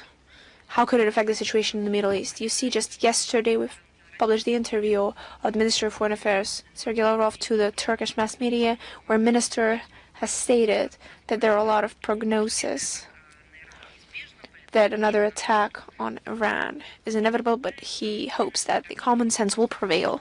He also stated that Russia has friendly contacts with Iran, and we always offer our good services. As for the lowering the degree of situation, we will await the calmness of the situation, as happened in the summer when the objects under the IAEA auspices were attacked. We're ready to contribute, and our colleagues are aware, but I believe you can take a look at that interview and find out for yourself. Thank you so much. Thank you. Is Reuters with us? Madam Zakharova, good afternoon. Good afternoon. You've just answered my first question. So my colleague just asked it. So if you allow me, I will pass on to the second question. It has to do with the capture of the Grinch tanker, which took place in the Mediterranean Sea. So the United Kingdom said that it has to do with the fleet transferring Russian oil. So the question, is it true that it was transferring Russian oil? And how is Russia assessing the shipping against these actions? And what is it planning to do to protect its interests if they truly affect us? We have made comments on this situation on many occasions regarding the detention of vessels flying the flag of various countries. As for the tanker mentioned by you, according to publicly available information, it has no connection with our country at all. I have seen that it was flying the flag of the Comoros Islands, which, according to the International Maritime Organization database, that flag turned out to be inconsistent with the data, the provided data. That's what can be found Its owner is a company registered in the Marshall Islands, and the tanker's crew, as far as we know, consists of Indian citizens. As for the cargo, I do not know anything about its ownership. So the detained vessel has no connection with our country whatsoever. So I do not know if there is some, if all that needs to be commented. Regarding the second part of your question about the protection of civilian shipping, our position remains unchanged and we regularly voice it. So references that are falsely called international coercive actions against any tankers, they are absolutely unfounded. And such unilateral restrictive measures are contrary to international law. They cannot serve as grounds for exercising jurisdiction on the high seas and seizing vessels.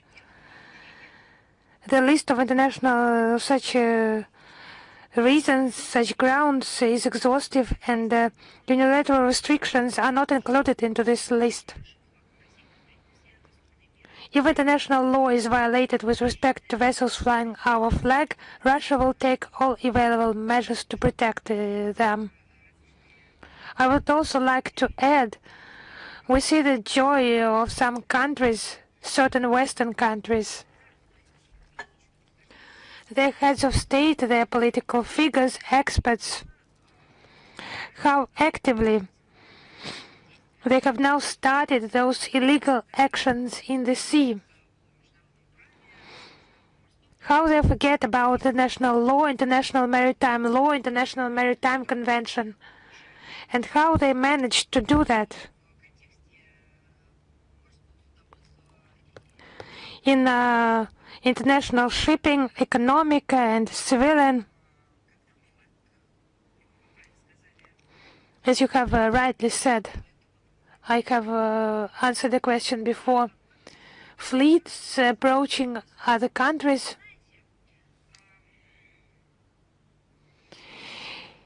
It's so nice, but there is such a children's tale. It's about a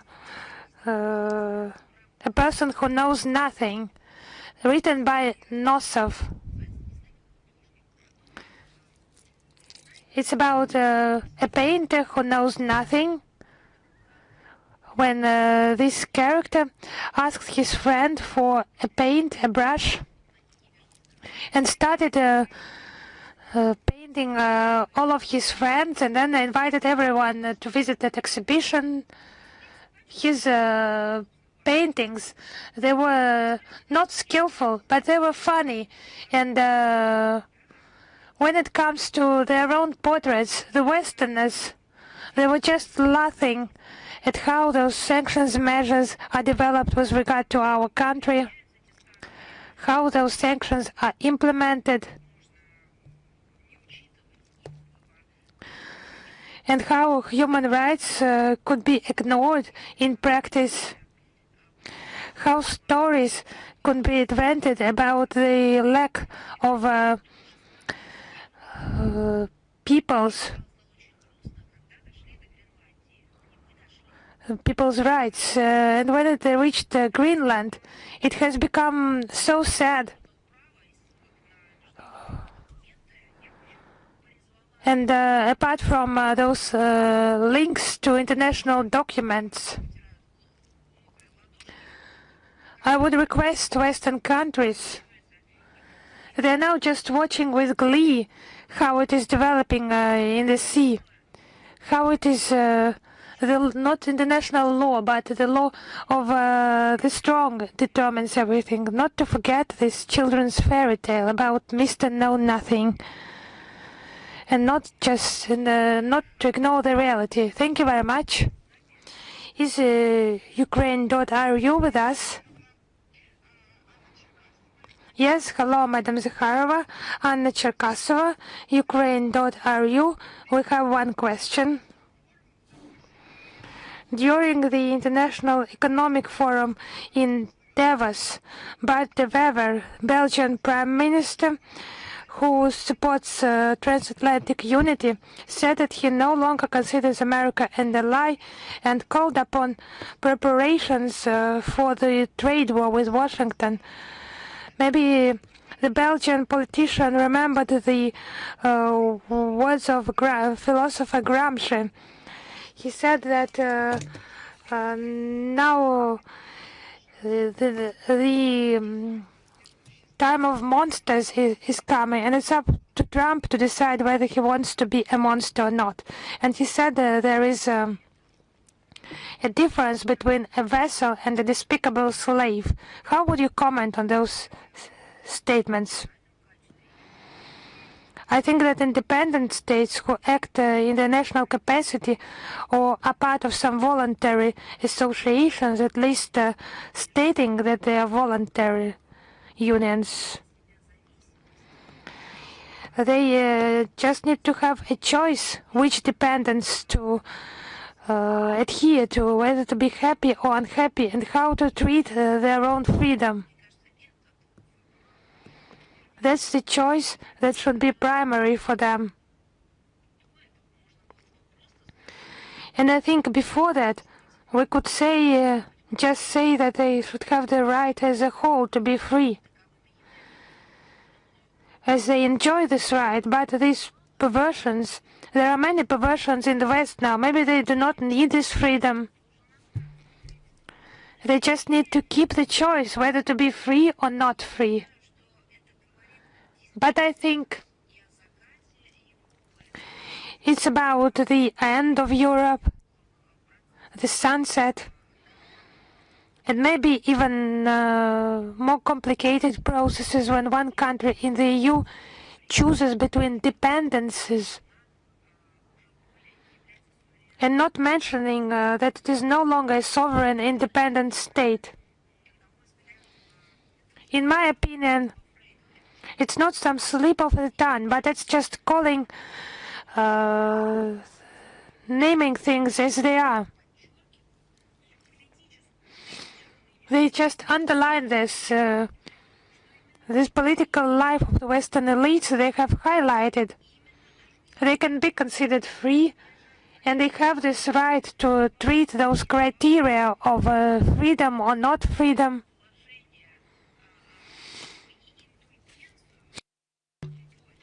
Sometimes providing indulgence connected with freedom, media freedom, freedom of speech and human rights.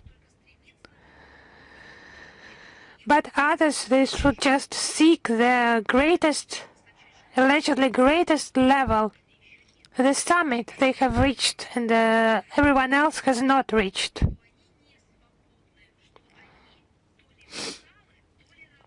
Now we see that they admit they are not free. They are either vassals or slaves. And all those statements, they have not been somehow denied. They just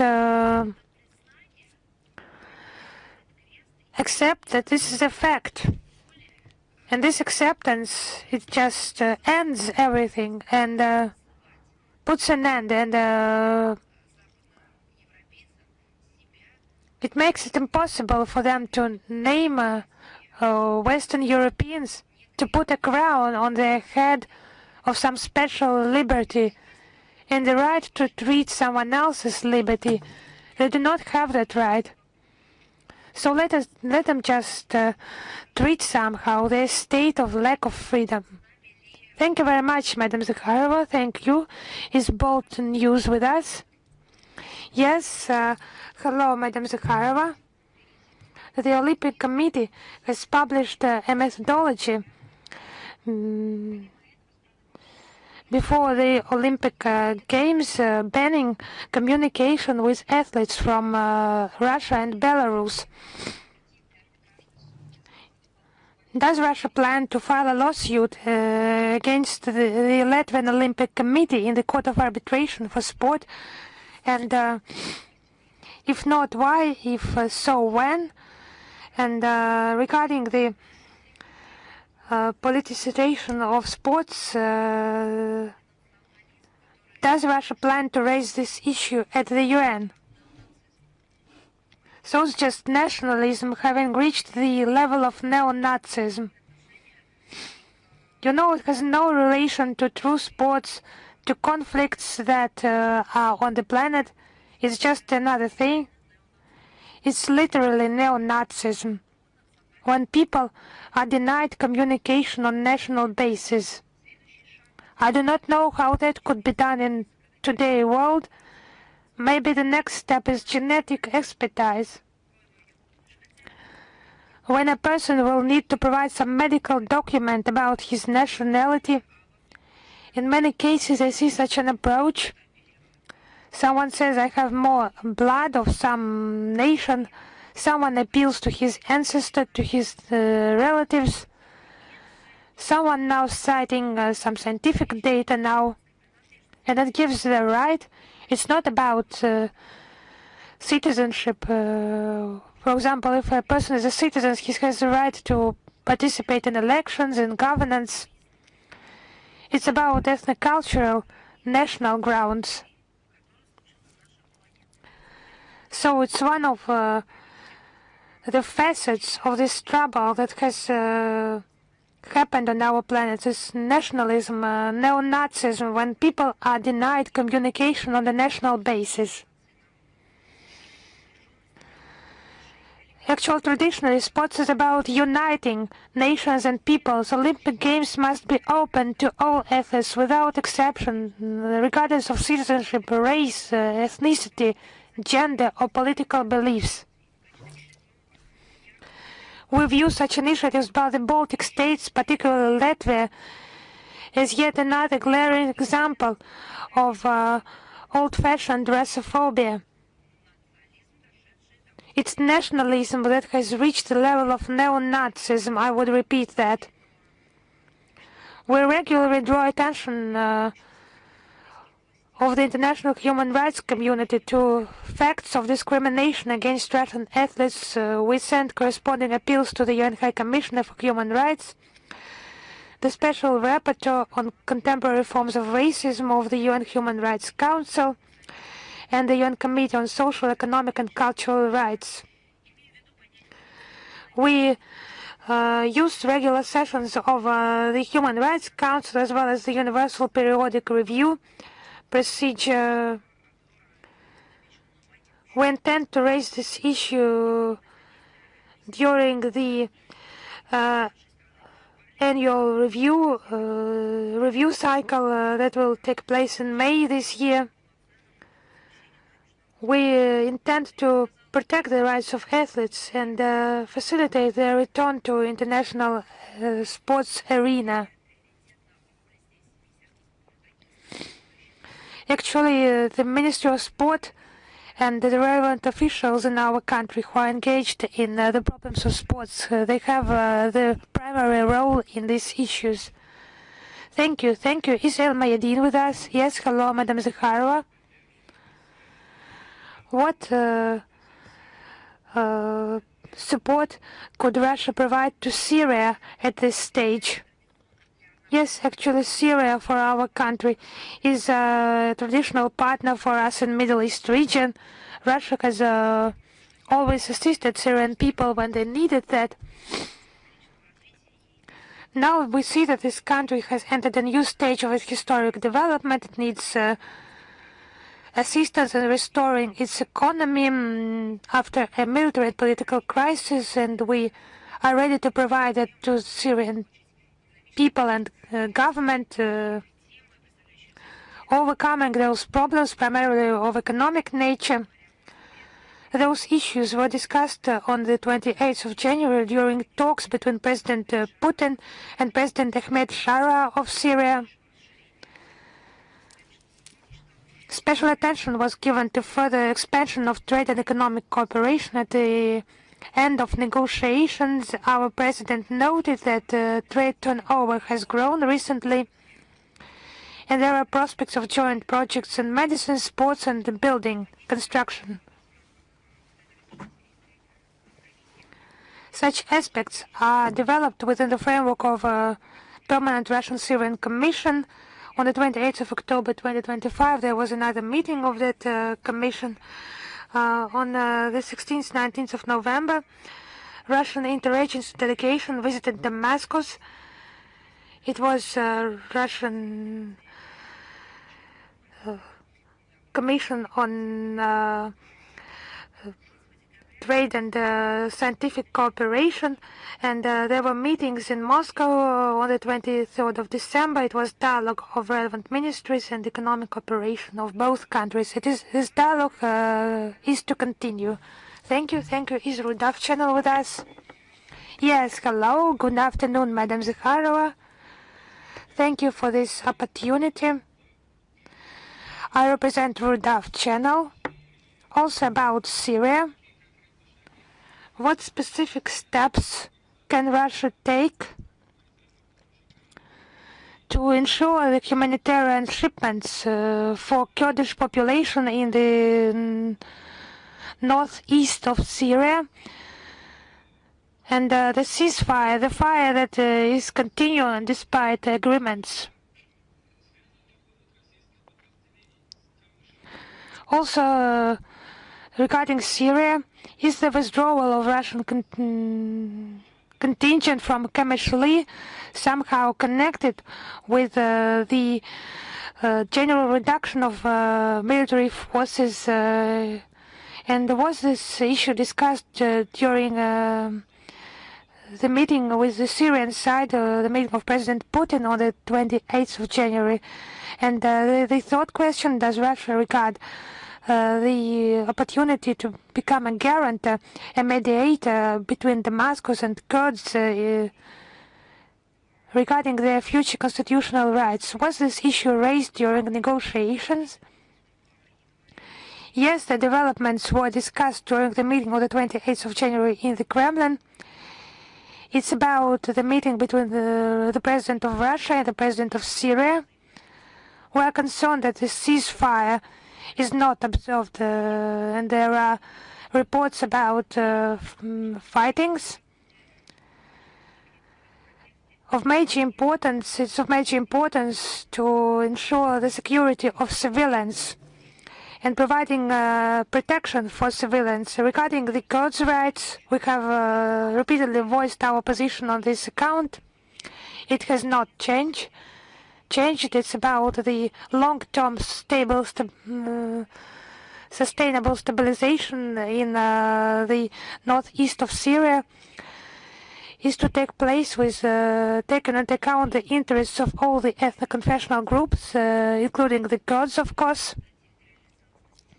We believe it is important to observe the sovereignty and territorial integrity of Syria, and we welcome the adoption of the presidential decree in Syria number 13 of the 16th of January 2026 on guarantees of the Kurds' rights, and the agreement of the 18th of January 2026 on the comprehensive ceasefire.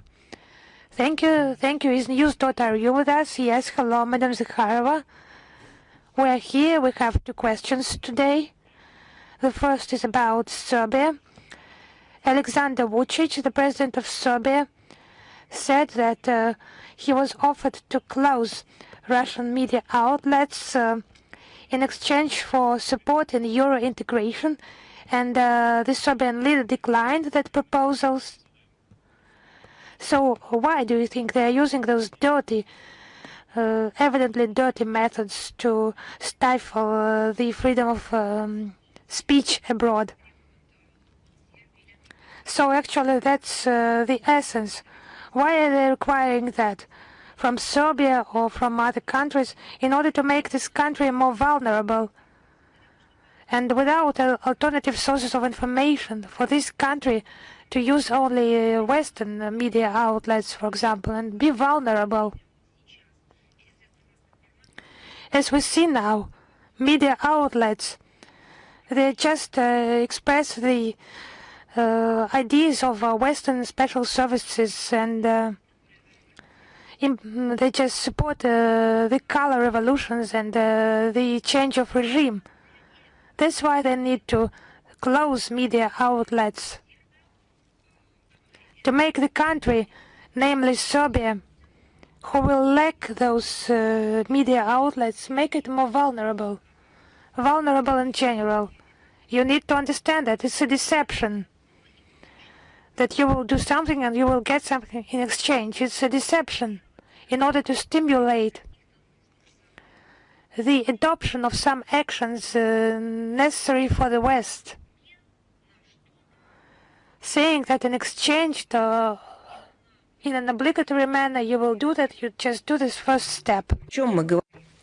So what are we talking about? I've given an example today that Serbia has been waiting long for this Euro integration, and it's been going on 20 years, and they keep talking about new demands. Do this, refuse to do this, close this, open that, please readjust that. And how much has Serbia already done, or Albania? How many countries? Montenegro. They keep doing it, and the situation is nevertheless the same. So the tactics of Europe in order to alienate their citizens from alternative opinions, and they have been gaining ground over the years, this tendency. We're seeing the growing tendency in order to suppress any kind of different thinking with censorship, with the prohibition of mass media that criticize the current course of Brussels. And they keep using terms of stability and democracy, and they try to control the media sphere, to exert control over journalists in order to control the information field. And it's not just control over the field, but it's over-encompassing field, so that this information field was not just under the watchful eye, but that it would be managed despite the freedom of speech and democratic principles. The EU censorship has reached such a scope that even their Pacific colleagues was even criticized by the J.D. Vance at the Munich conference on the issues of politics, security, that the mockery of freedom of speech is taking place in the political sphere, where it's seen in the pressure of political forces, in the refusal of any cooperation with them, and allowing any political figures. There's even legal persecution, and they even review the non-conforming results of the elections. You've already seen the situation in Romania. I believe even the US noticed it, because it's the mockery of common sense, and these approaches are being imposed by the EU to the third parties. They're ready to follow the censorship of the media sphere and the political sphere. They have turned into one of the criteria following which is necessary in order to build the relationships with Brussels, where they gain financial support from Brussels, or where they receive guarantees that they will be left alone for a while, that they will be left alone, and none of the matters will be taken against them. It's nothing but a horror. Brussels doesn't get enough by stripping Europeans of access to information. They're trying to deprive them of freedom of thought and the ability to form their own opinions. And basically, they're already implementing AI into everything, into the everyday equipment, into the gadgets, into applications. So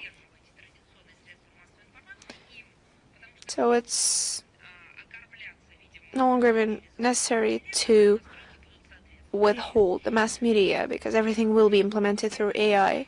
Under the guise of battling misinformation, they're imposing politically correct cliches. And even in the US, under the guise of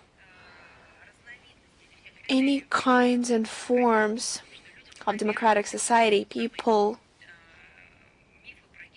have been imposed with the myths of gender orientation, transformation, identity, and so on. And in a second, everything has changed, settings have been readjusted, but people continue to live with the trauma. Children have been traumatized. And how to live with that, they forget to mention. And the peak of that censorship was the introduced within the anti-Russian politics refusal of tourism services in order to organize trips to Russia. And the goal is clear, so that people could not see with their own eyes how we live. So they would marinate in this false narrative filled with lies that is fueled by the anti-Russian propaganda. They're using illegitimate unilateral sanctions against mass media or singular journalists, representatives of media circles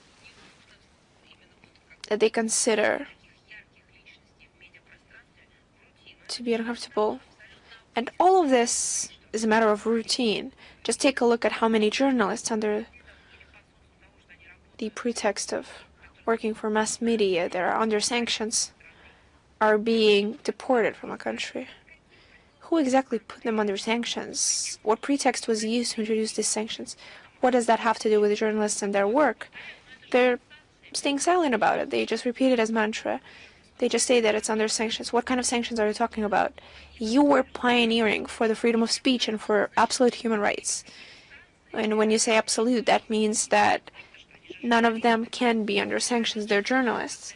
And then it turns out that it's just until the next moment arises. And of course, first and foremost, under these restrictions, they send Russians, Russian-speaking compatriots, journalists, and just yesterday they introduced a new portion of restrictions.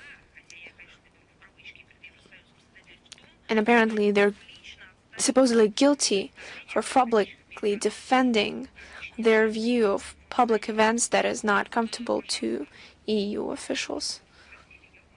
So if you are curious about the freedom of speech, that is your answer. Thank you, Madam Zakharova. And the second question is for Hungary and Slovakia. They announced their plans of introducing legal actions for the prohibition of supplying Russian gas to these countries. So what do you think? Why do European authorities, who supposedly protect democratic, why do they ignore these appeals? And do you believe there's any chance of reaching justice? You see, it's not them ignoring the approaches of Budapest and Bratislava. They're trying to sink the European Union as a whole. And it sounds weird because it's the EU officials who are doing it, but they are playing against the European interest. They're trying truly to bring to the bottom, being as this hard rock falling, hanging from the feet of the citizens, trying to sink this financial or digital literacy by imposing illegal, illogical decisions on their people. And those who stand against it, they try to break them apart. They try to sink them even further. And they would stop at nothing, even when the countries scream how much they don't want to do that, that it is lethal to them, that their citizens will suffer, and you can see it for yourself.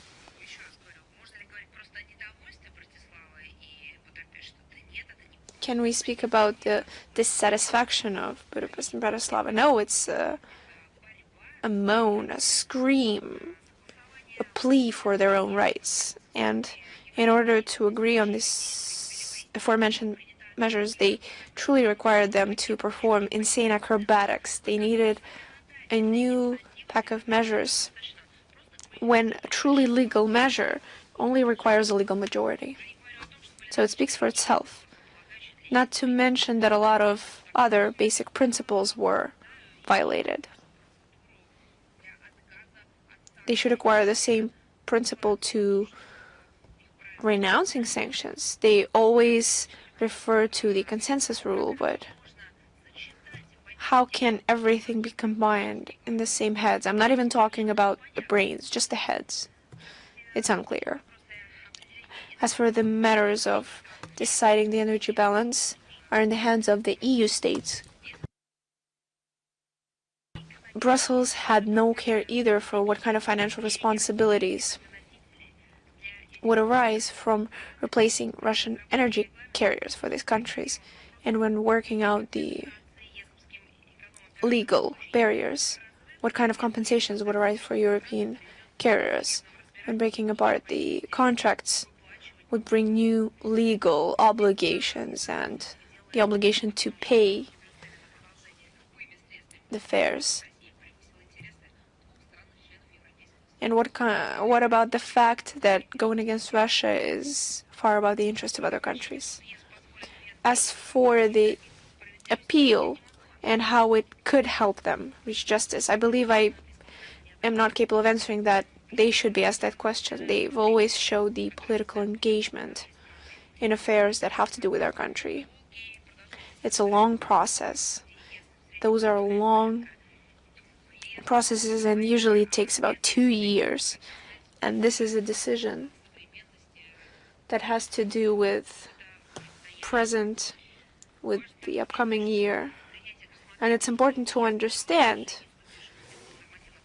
that hearing the appeals would not automatically suspend their legality. That is their so-called democracy. Thank you so much for your answers. Thank you. Is Lenta.ru with us? Yes. Good afternoon, Madam Zakharova. We have only one question. Kyrgyzstan have appealed to the court as for the health care insurance of working migrants. And supposedly, Russia refuses to give the health care insurance to the migrant families. And it's expected that the decision will be announced in 2 weeks. Is Russia holding talks with Bishkek on this track? And what is the nature of this issue? First of all, thank you so much for phrasing this correctly, because a lot of mass media have written that supposedly Kyrgyzstan have appealed to the EU with the truly lawsuit. This is not a lawsuit. Kyrgyzstan have confirmed it as well. Bishkek in November 2022 sent the appeal on explaining the norms of the EU when it comes to obligatory health care. And this procedure supposes the consultative decision that is recommendatory in nature. So we're awaiting the position of the court on this issue. This work has been done over a long time, and there are different phrasing of the positions of the Treaty of May 29, 2014. And there are different practices in the countries of the Big Five. For example, in Belarus, don't have the obligatory health care. In Armenia, these mechanisms have just been launched, and in Kyrgyzstan, the systems are operating, but they're different from our experience. It's true that these healthcare insurances are given to the workers but not their families, so we're awaiting the commentary from the relevant agencies, that is the Ministry of Health and the Ministry of Economic Development of our country. Thank you. Thank you. Is Anadolu with us? Madam Zakharova, good afternoon. Good afternoon. Anadolu, we have a question regarding Iran.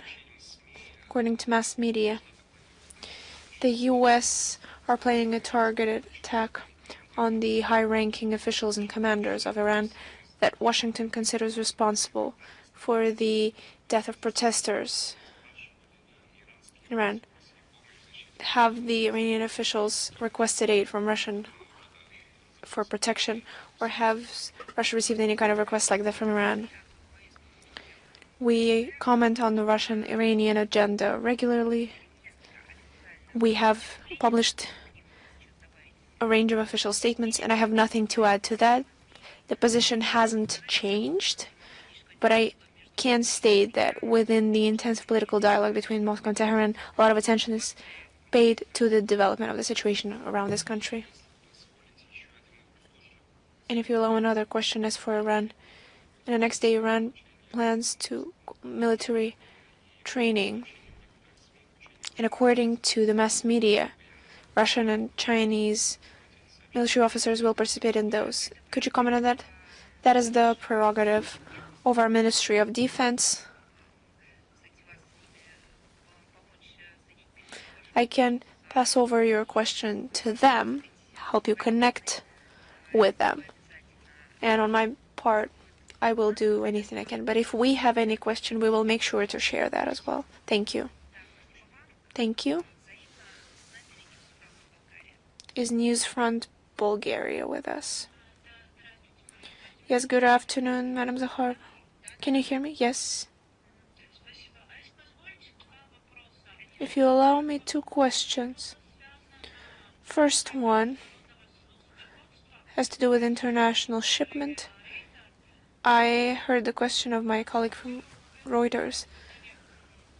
I would like to quote the Bloomberg quotation that stated that 14 European states, with the UK, Germany, Sweden, and so on, have launched an open warning towards the tankers of the Russian trade fleet in the Baltic and the Northern Seas.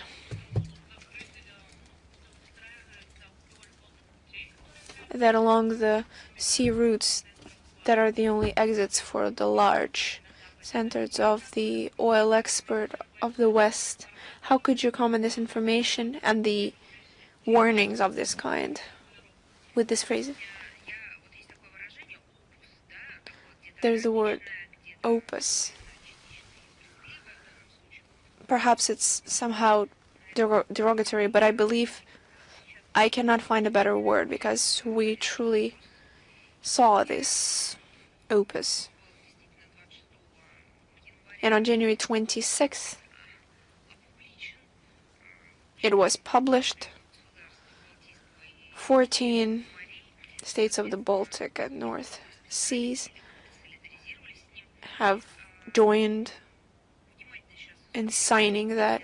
We're taking a detailed look together with relevant agencies, taking a look at what it contains, and we believe that these warnings presented in such a way containing baseless accusations against sovereign states are unacceptable. Desire of European colleagues to always blame all the misgiving on someone else is understandable in general, because they cannot blame themselves for this situation.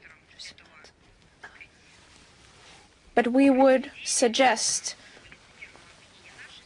instead of accusing our country and making threats to the shipments, to perhaps take a look at the reasons of the issues, and by them introducing illegal unilateral measures.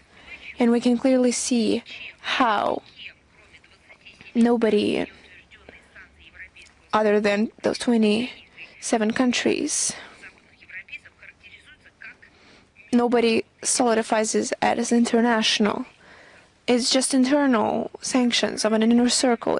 International law only sees sanctions internationals as those that are approved by the UN Security Council. Once again, the Westerners are making up the rules as they go, but they also understand how it crumbles, continuing to strike themselves.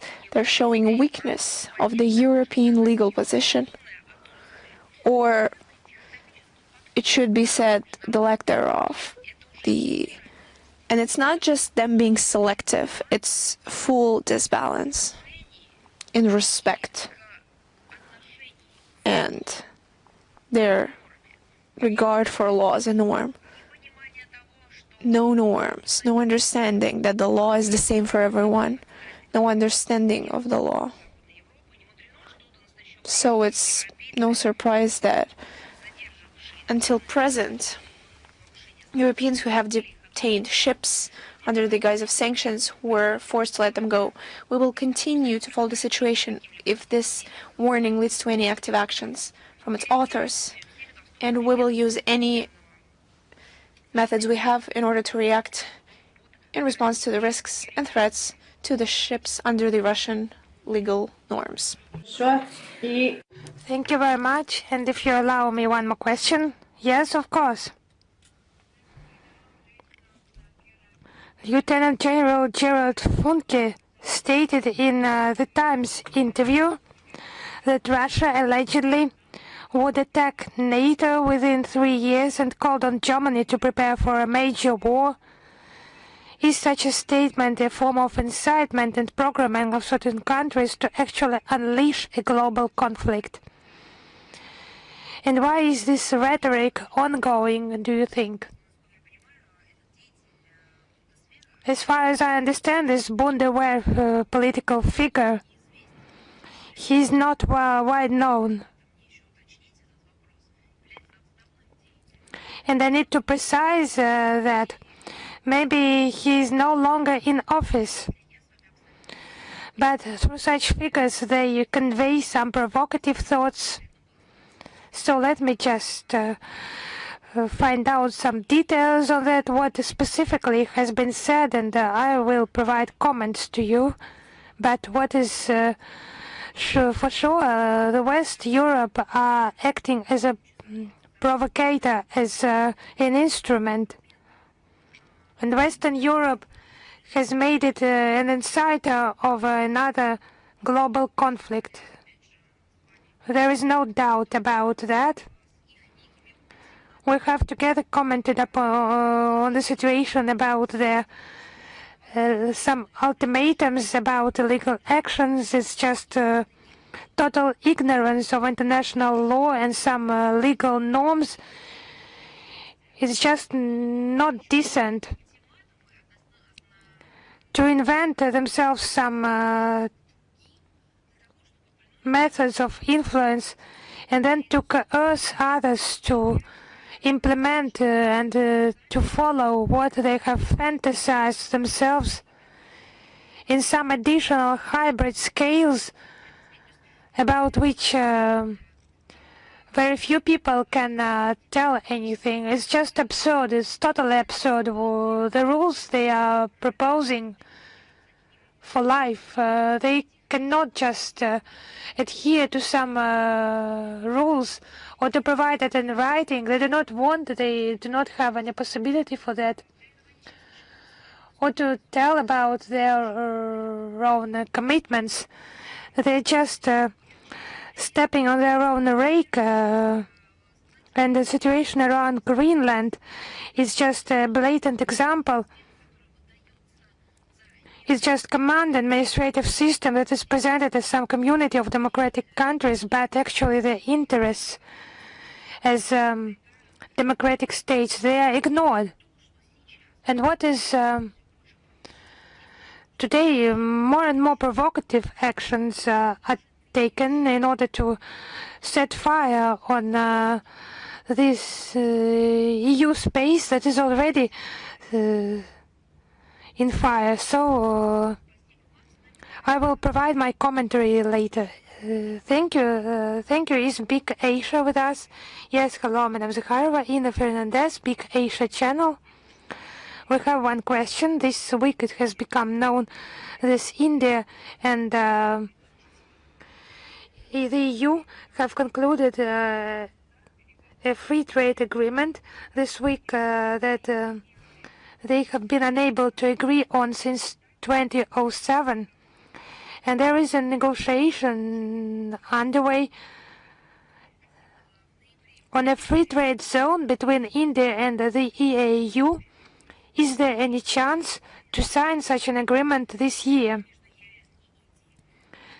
Actually, there was the first round of negotiations on November 26, 28, 2025.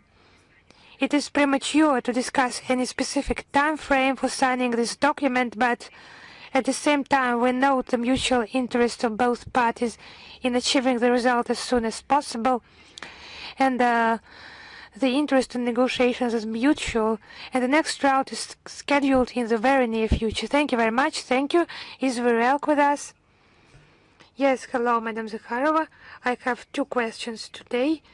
The first one, Armenian Prime Minister Nikol Pashinyan has recently stated, yesterday he also made such a statement, he asked Russia to expedite the decision on restoring the railway sections in Armenia leading to the borders of with Azerbaijan and Turkey.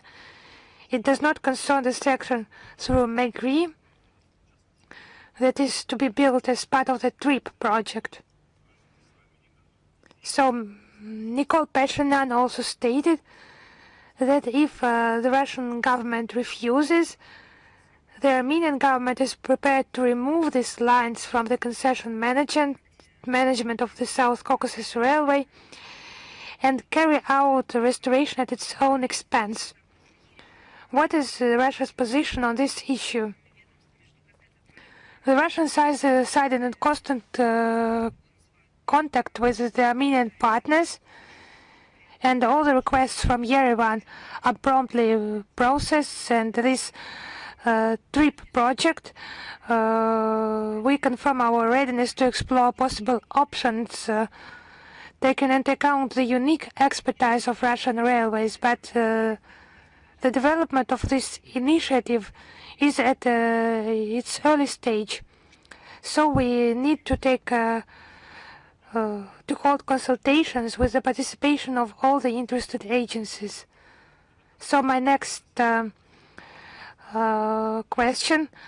The CSTO partners refused to meet their obligations before us, according to Pashinyan, and they were refusing to ship equipment and arms for worth billions of dollars. It was an existential threat for Armenia. It was obvious the decision has been taken to destroy our statehood. I do not understand who has taken the decision to destroy the statehood. Actually, it was a direct quote. I think it's just some words that are incompatible. So, does he accuse Russia of the destruction of Armenian statehood? Maybe it's a wrong quotation. Let us precise that. Regarding the territorial integrity, it's not exactly clear what is meant. It was said in the context of the situation around Nagorno-Karabakh. I do not remember this territory being declared legally part of Armenia. I only remember Nikol Pashinyan came there and danced there, but I remember that, but some legal recognition, inclusion into Armenia as a state, I do not know anything about it. Maybe you have heard something. It's 2022. It was that attack and international recognition. So let us precise what is meant, because actually there are many things that are unknown in this quotation, because then we will understand how we can comment on that. I do not understand which threats by the CSTO against the Armenian statehood. I do not understand what is meant. Maybe something else is meant. I cannot comment on the quotation that has so many unclear issues. So let us precise and then comment on that. Thank you. Thank you. Is the voice of the fatherland with us? Yes. Hello, Madam Zakharova. Vladimir Golovanov, the voice of the fatherland is with you. Our question.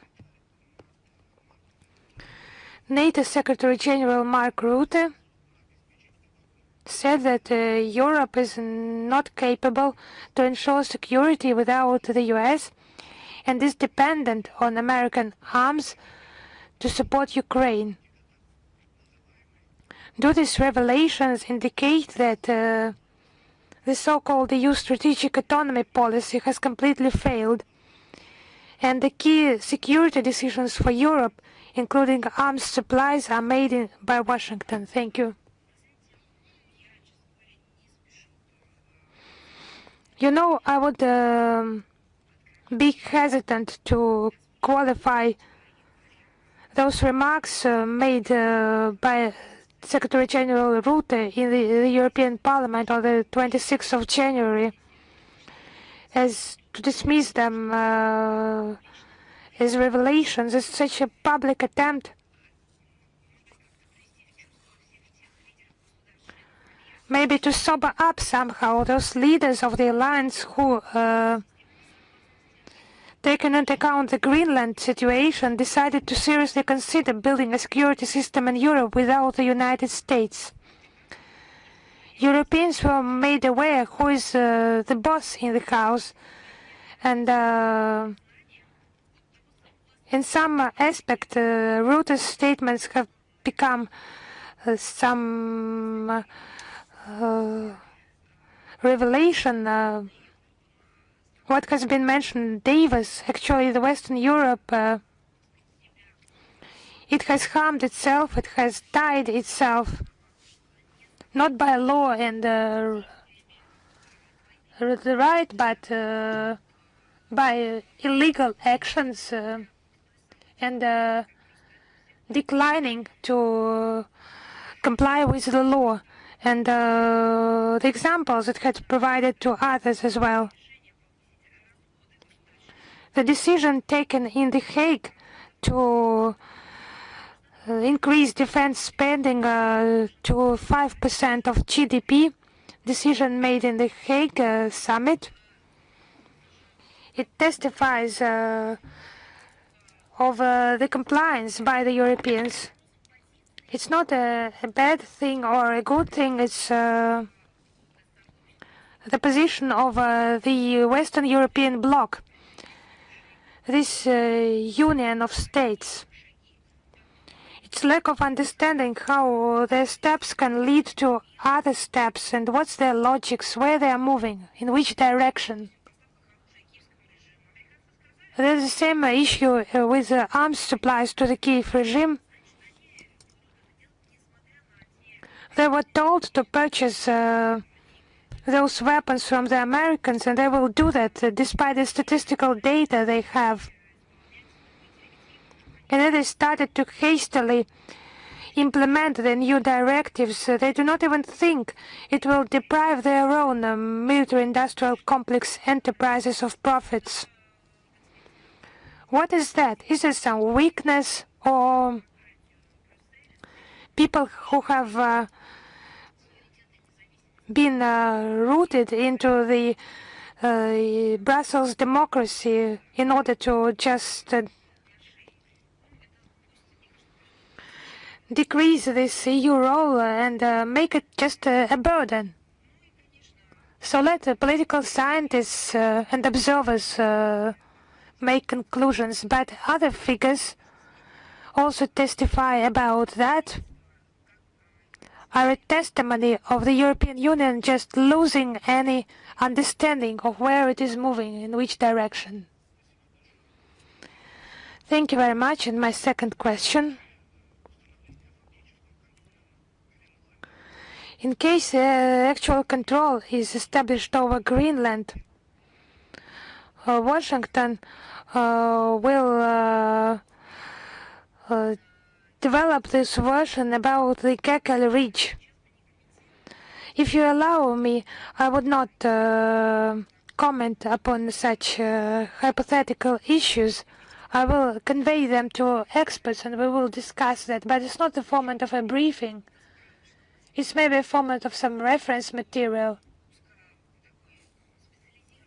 on a specified topic, or we need to be talking about some facts and not hypothetical conclusions. Otherwise, we will become a talk show and not a briefing or a press conference. Thank you very much. Is author I with us? Yes, hello, Madam Zakharova. Author I is here. I would thank you personally about your position on Alexander Gaponenko case. It's a shock for human rights community, for those who deal with the Baltic states. It's just fury. Our fury with regard to this event, those actions. And now on the developments in Syria, it's wide-scale competition, and regarding relations with Turkey, it's a difficult period.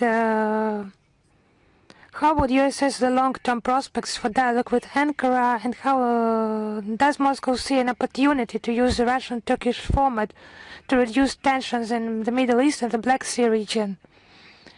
Turkey is our neighbor and a long-standing partner. We have mutual beneficial projects, and our position is consistent. We have multi-billion-dollar contracts in gas and nuclear energy. The Russian-Turkish Blue Stream gas pipeline is operating, and the Turk Stream ensures reliable energy supplies to residents of Turkey and consumers in several European countries as well. It's also a nuclear area.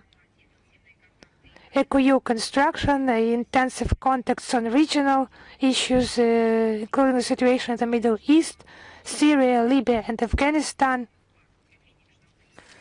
We're confident that close Russian-Turkish dialogue makes a significant contribution to strengthening international security, also in our common Black Sea region and the Middle East settlement. Thank you very much. Against the backdrop of military increase of military presence of the United States in the Indo-Pacific region and tensions in India-China relations.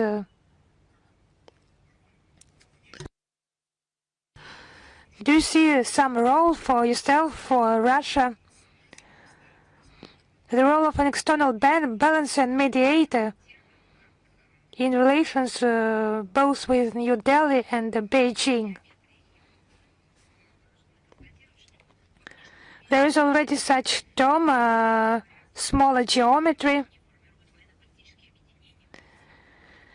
and a number of countries are forming military political alliances in small geometry structures. We see growing conflicts, militarization of Asia, growing the scale of NATO military potential. So proponents of such approaches are undertaking efforts to fragment the region's security space. It's all provoking the emergence of new dividing lines and flashpoints.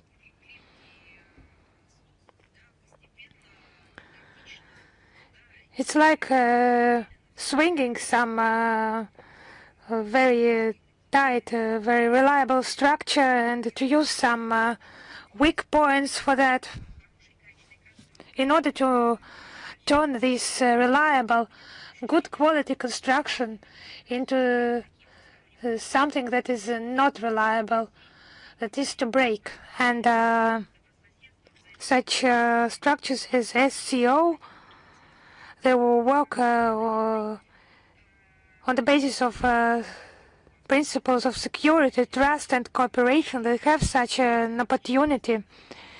And they resolve priority tasks on the Eurasian space and counter the growing threats in security. In Tianjin, the president of the Russian Federation underlined the SCO growing role in the growth of cooperation and trust. The heads of states, SCO states, signed agreements on a universal center in Tashkent and anti-drug center in Dushanbe. A priority vector as set out in the SCO development strategy up to 2035 is the system of equal and indivisible security in Eurasia. The foundation for such partnership would be the Greater Eurasian Partnership. It implies close multilateral cooperation and the alignment of national integration initiatives. It's a joint work of member states, Russia, India and China on strategic documents. It motivates the organization's members to cooperate in a secure environment. This opens up additional opportunities for the SCO's further progressive work in all areas: politics, security, economics, cultural, humanitarian ties. Externally, the SCO platform is open to all states, and it's like-minded states. Their number continues to grow. The SCO family includes countries from all the geographical zones of the Eurasian space. Thank you very much. Have a good weekend. Thank you likewise. Is Embassy live with us? Yes. Hello, Madam Zakharova. Yes, it's actually good evening, I think. We have two questions. Let us start with the first one. The principle according to which the use of force is the prerogative of the UN Security Council is disputed by a whole number of countries. So does Russia think that it has a moral and political right to review this principle in the circumstances when it is ignored by others, in order to prevent direct threats by its borders and threats to its interests? I would just a little bit avoid this topic today, because I think that this formulation, this wording is incorrect. You say that some countries, they abandon this formula, but for how long? Maybe they started 5 years ago, 20 years ago, regarding Iran, regarding Yugoslavia and Libya, the Middle Eastern, many territories, Africa and so on. It has been the case always. And the question is, how would we like to, what would we like the world, how would we like to see it? We have some possibilities to improve. It's not the right of the strong. It's the right of the hooligan, the right of the violator, the right of someone who does not have conscience, who is just insolent and not respecting the authority, law and tradition. Or perhaps we will live in a world where there is law. Of course, there will be no 100% justice, but there will be understanding of it and a strive for this justice. We will live in the world where there are different centers of development that have a chance to use their own efforts, hard work, opportunities to implement their potential. Or we will live in the world where, as the Western Europe stating through the Belgian state authority, to choose between non-freedom and non-freedom, between the slave keeper and the slave, and only have the same guideline, the stage of freedom, fully forgetting to operate from the term of freedom as the basic principle enshrined everywhere in the international law and the traditional values, the philosophical values. This is what we're talking about.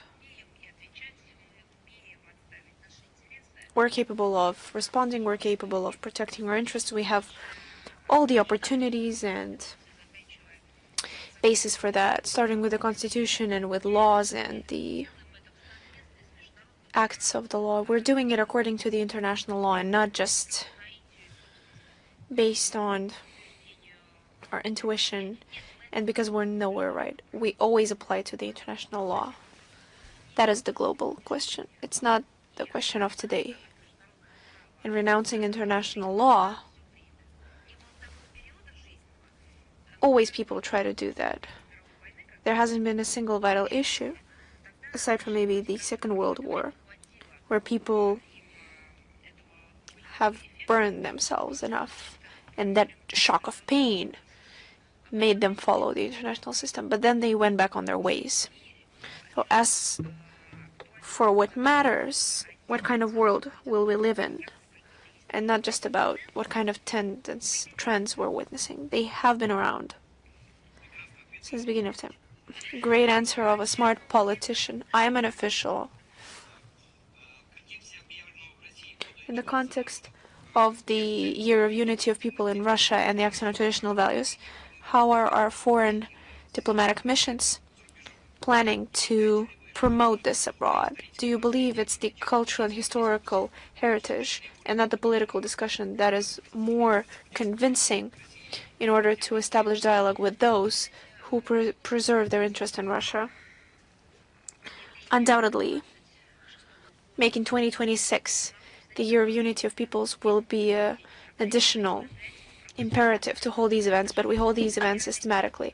Our embassies, general consulates, and permanent representatives, and Россотрудничество with its representatives abroad, have been hosting numerous events in order to preserve traditional values, even among our compatriots. In 2025, there have been over 2,000. Of course, that's a symbolic number, whether it's less or more. I'm just painting you a picture of how it is, and it will continue in 2026.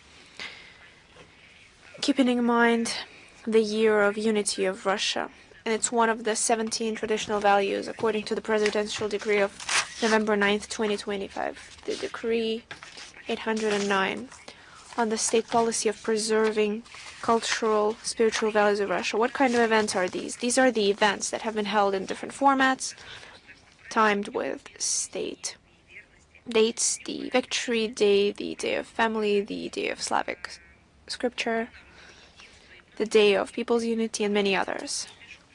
And abroad, with the active participation of representatives of our diaspora, there are different concerts, marches, roundtables, conferences, meetings, mass actions, and award ceremonies. A large number of events, not to say tours or other modern ways, have to do with digital diplomacy.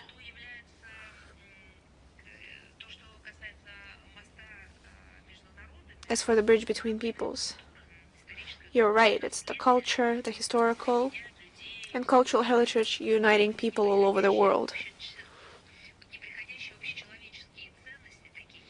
And the common values as love, truth, goodwill. I could go on forever. And all of this reflected in the art, in culture and literature are at the basis of what we should be basing our relations with foreign partners on. In 2022, after the presidential decree, we have agreed on the humanitarian policy abroad, which states that culture contributes to the true understanding of Russia abroad, to not allowing the rewriting of ideology, which is necessary in order to build a constructive dialogue, overcome any disagreements in the world. But we have something to strive for, that's just putting it lightly, so we will work actively in this direction. Thank you so much. Thank you. I now say goodbye to everyone, and as it's Friday, I wish everyone great, calm weekend. Wish you all the best. Thank you. Thank you.